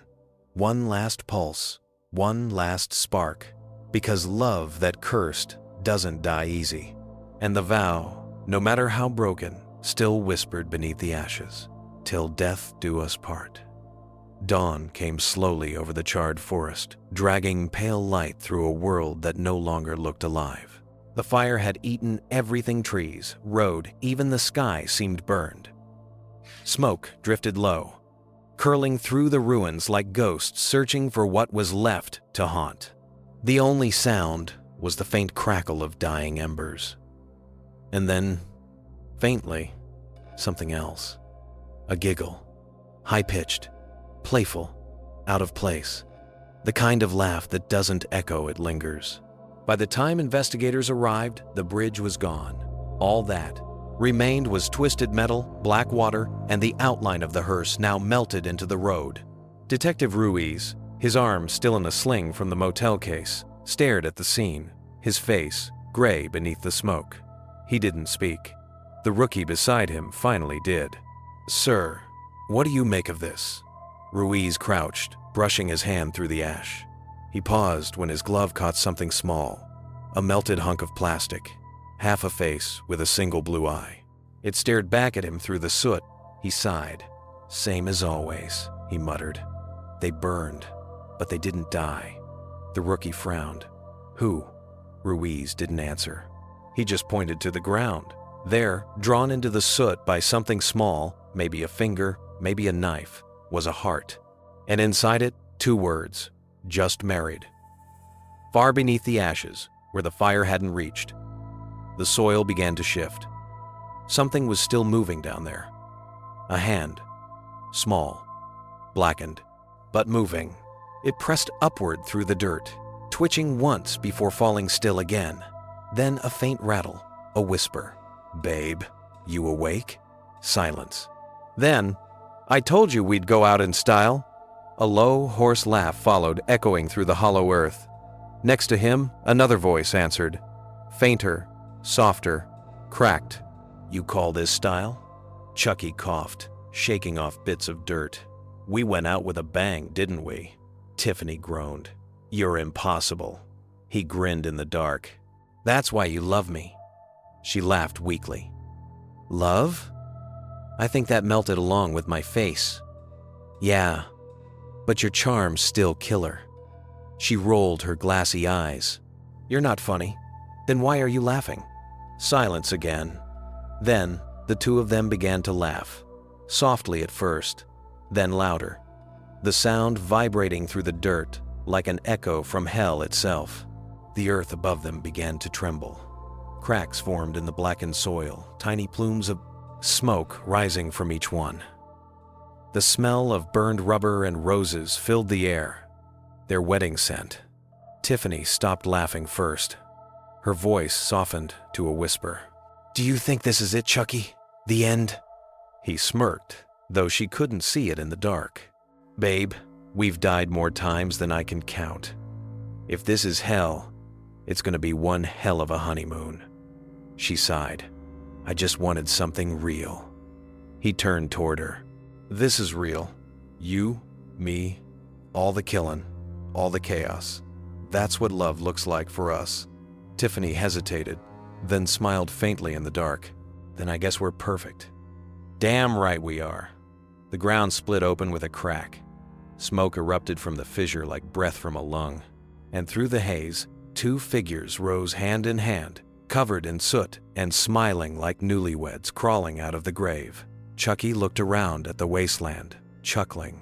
"Guess we burned down the world again." Tiffany brushed ash from her gown. "It suits us." They started walking through the ruins, their tiny footsteps leaving prints in the soot. Around them, the wind whispered faintly, carrying their laughter across the scorched earth. It should have ended there. It should have been over. But love like theirs doesn't end. It festers. It laughs in the ashes.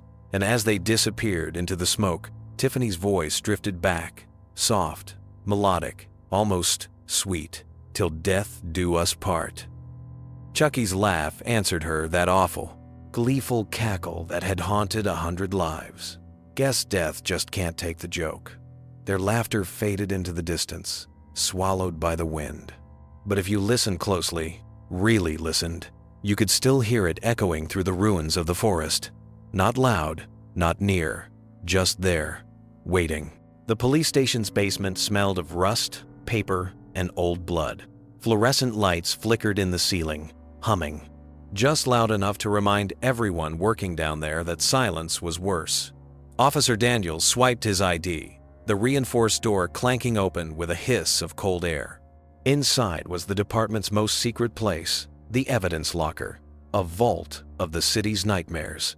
Rows of shelves lined with the relics of unsolved crimes, broken knives, bloodied clothing, shattered photos, and boxes marked "Do Not Touch." He hated being there, but tonight he had to be. A report had come down from state police, an unexplained fire out in Fairview. 2 unknown remains, strange residue on the soil, something about ritual combustion. Daniels didn't buy it. He'd seen weird cases before, but this one was getting national attention. Still, orders were orders. He had to log a few items that had been pulled from the scene weeks earlier. Burnt doll fragments, recovered during an earlier string of murders. Chucky and Tiffany. He found their boxes, easily enough too.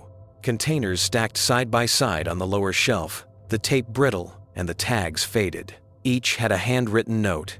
Evidence, Case 44A, doll homicides, status, closed. Daniels kneeled and sighed. "Guess it's your lucky night, you creepy bastards." He cut the tape, lifted the lid, and froze. Inside wasn't ash, wasn't fragments. It was a doll's face, intact, staring, blue eyes. One of them cracked, but open, smiling. He blinked, rubbing his eyes. He could have sworn, blink. The face was the same, but something was different now, the faint impression that it was looking right at him. "Jesus," he whispered. They weren't kidding about this case. He moved to the second box, hands trembling. The label read, Valentine, Tiffany, bridal doll, fragments. The moment he lifted the lid, the smell hit him sweet, like burning sugar and perfume, and beneath it, something rotten. Inside was the head of a porcelain bride, her painted lips cracked into a smile. A wedding ring, blackened but still shining, hung from her neck on a thin chain. For a moment, Daniels thought he heard something. A voice, soft, faint. "Till death do us part," he jerked back, nearly dropping the box. "Nope, nope, nope." He slammed the lid shut, wiped his hands on his shirt, and grabbed the paperwork. But the words blurred before him, the letters twisting, rearranging themselves, until the ink formed a new message. "Thanks for letting us out." The lights flickered. A whisper crawled out from the darkness. "Hi, I'm Chucky. Want to play?" Daniel spun around, gun drawn, but the room was empty. Then came the sound. Tap, tap, tap. Something small, walking on tile. He turned toward the aisle of shelves. "Who's there?" No answer, just the tapping, getting closer. He aimed his gun toward the sound, the beam of his flashlight trembling as it swept over the boxes. Shadows shifted. Something moved behind. One of them, a flash of white, a glint of metal. Then, slash. The light went out. Gunfire erupted in the dark, 3 shots, deafening, echoing through the basement. A scream followed. Then silence. When the morning shift arrived, the evidence door was still open. The lights were off. Inside, Officer Daniels' body lay crumpled near the far wall, his throat slit. His gun was empty.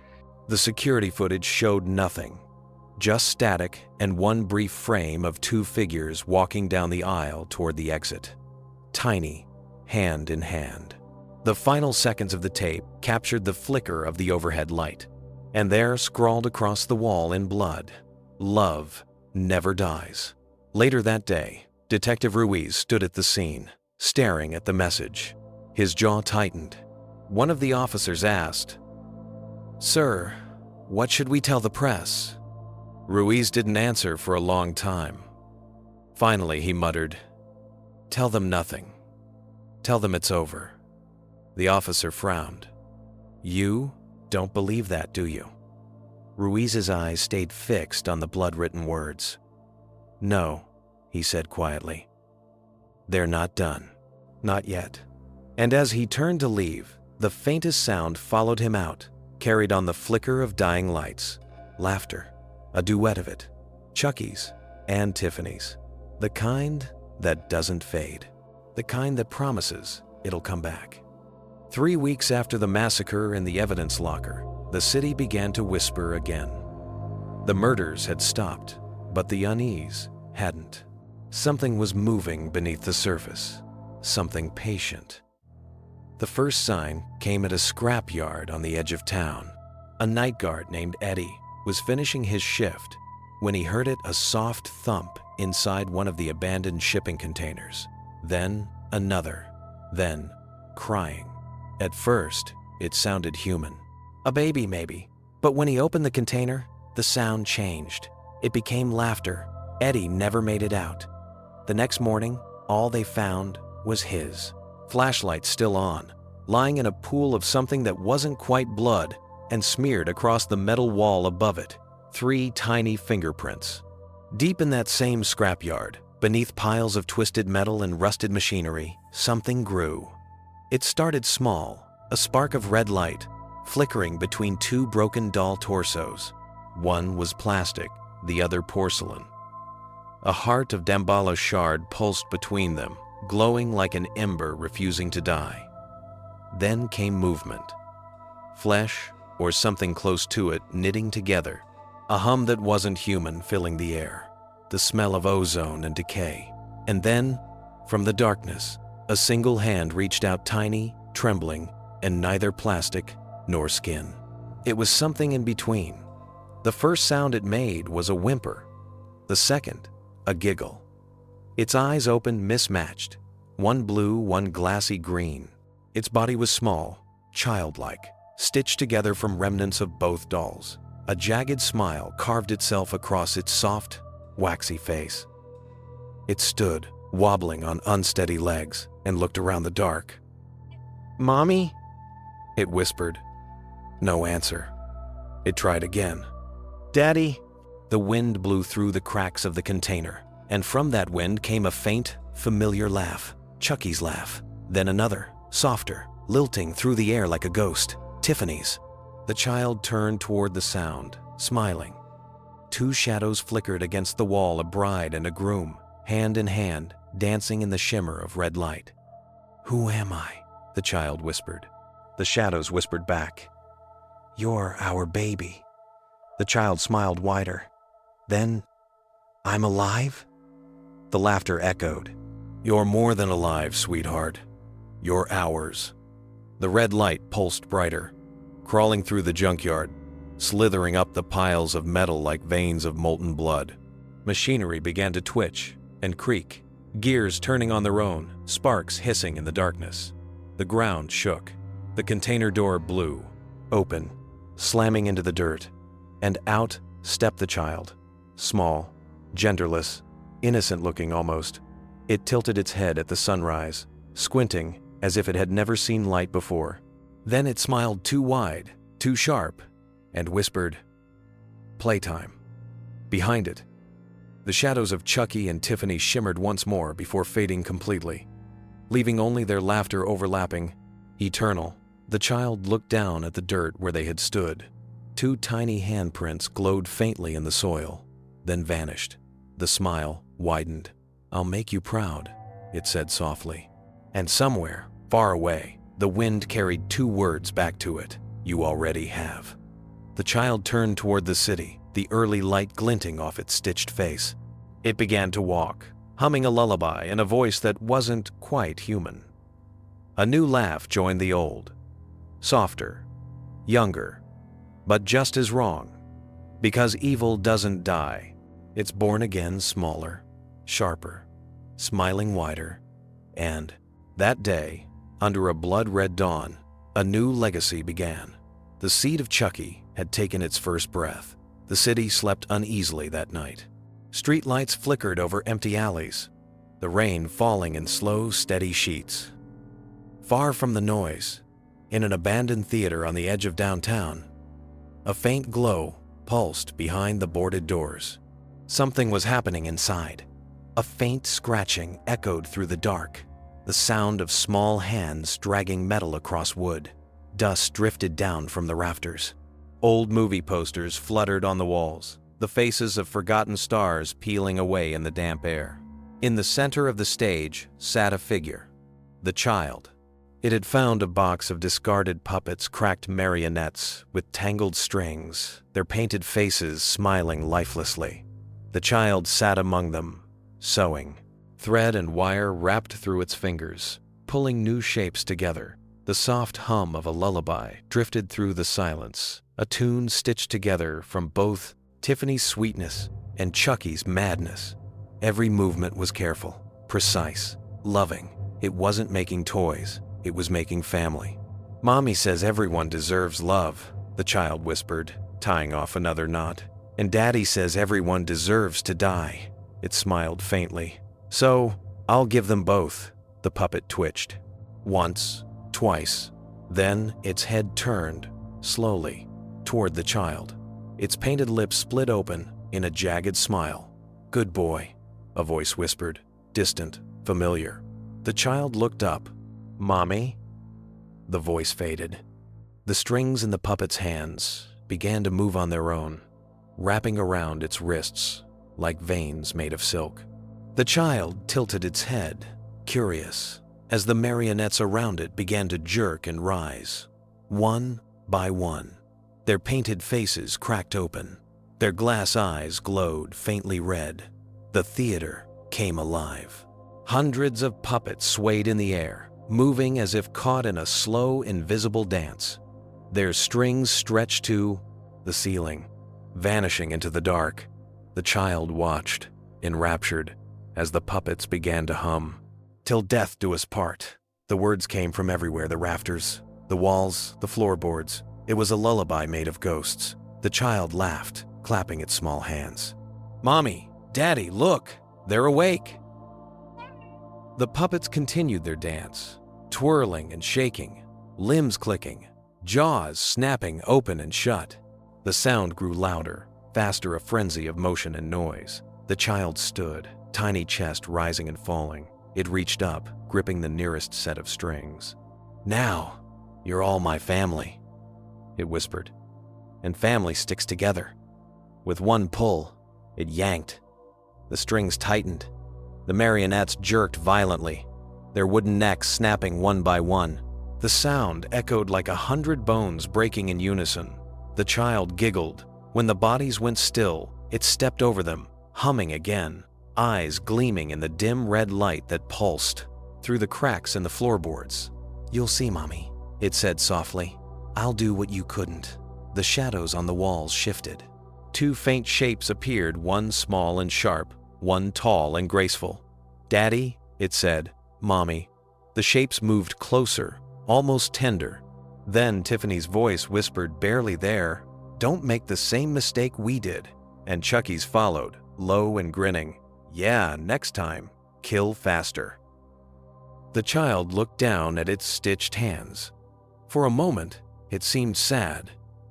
But then, the sadness turned into something else, something colder. It picked up a puppet's severed head and smiled. "I'll make you proud."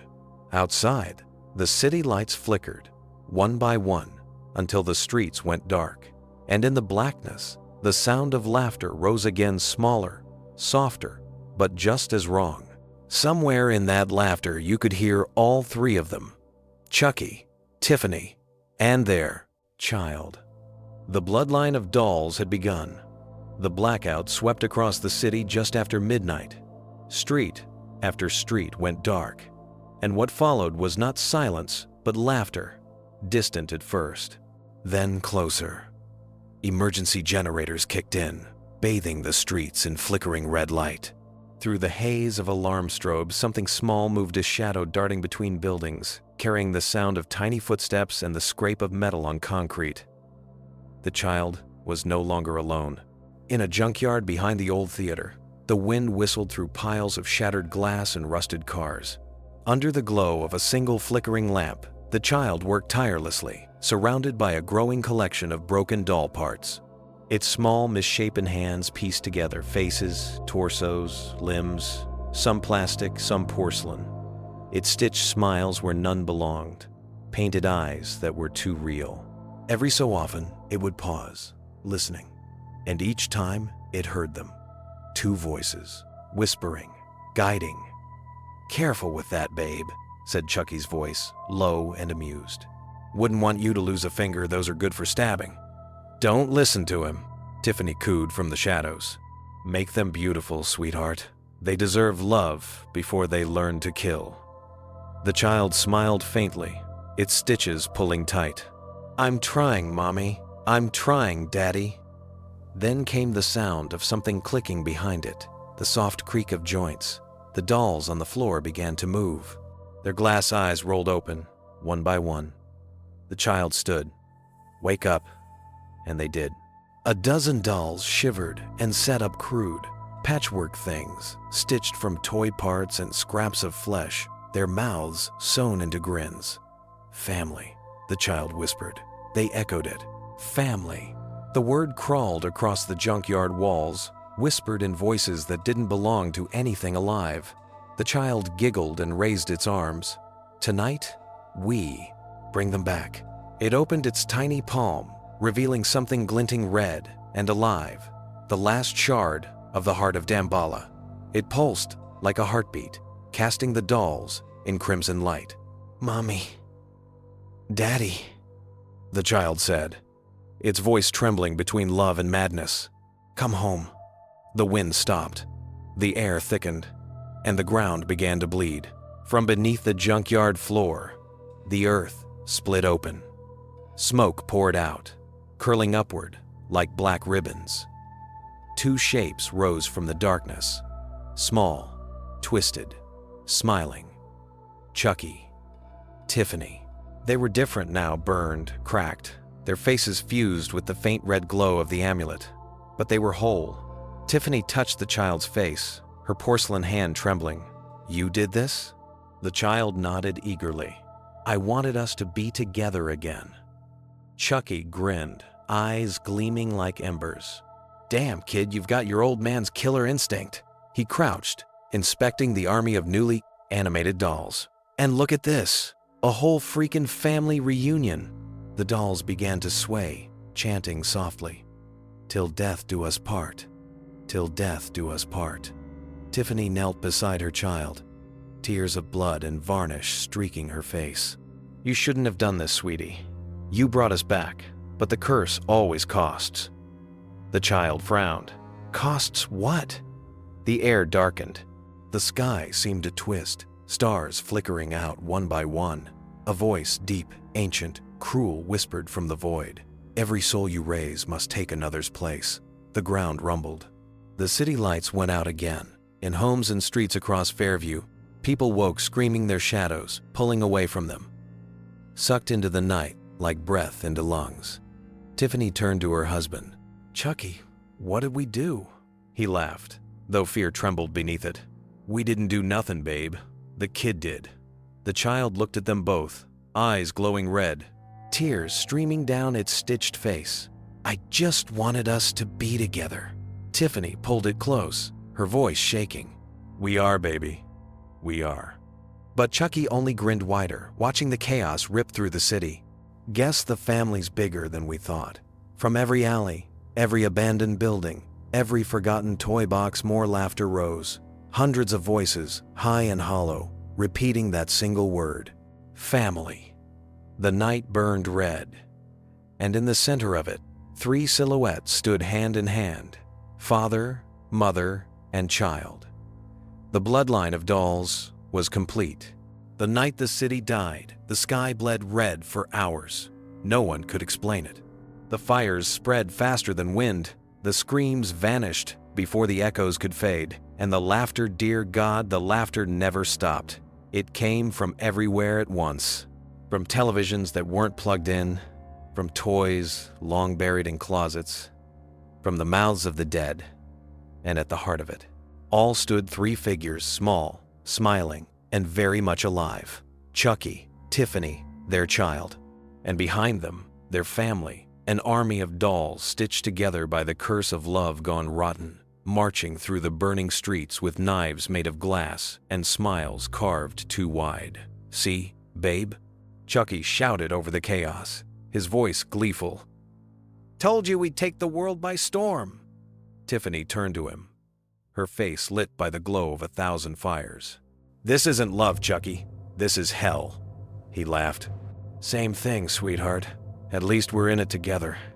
The child stood between them, its stitched face trembling, tears of molten wax streaking down its cheeks. "Make it stop," it whispered. "Please, make it stop." The dolls around them froze. For a moment, even the flames seemed to hesitate. Tiffany knelt beside the child, her cracked porcelain hands cupping its face. "You have to let go, sweetie," she said softly. "This curse it feeds on love twisted by pain. It feeds on us." Chucky frowned. "Don't listen to her, kid. Love's pain. That's what makes it real." "Shut up," Tiffany screamed, spinning toward him. "You've done enough." Chucky stepped closer, the knife in his hand gleaming. "Careful, babe. You're starting to sound ungrateful again."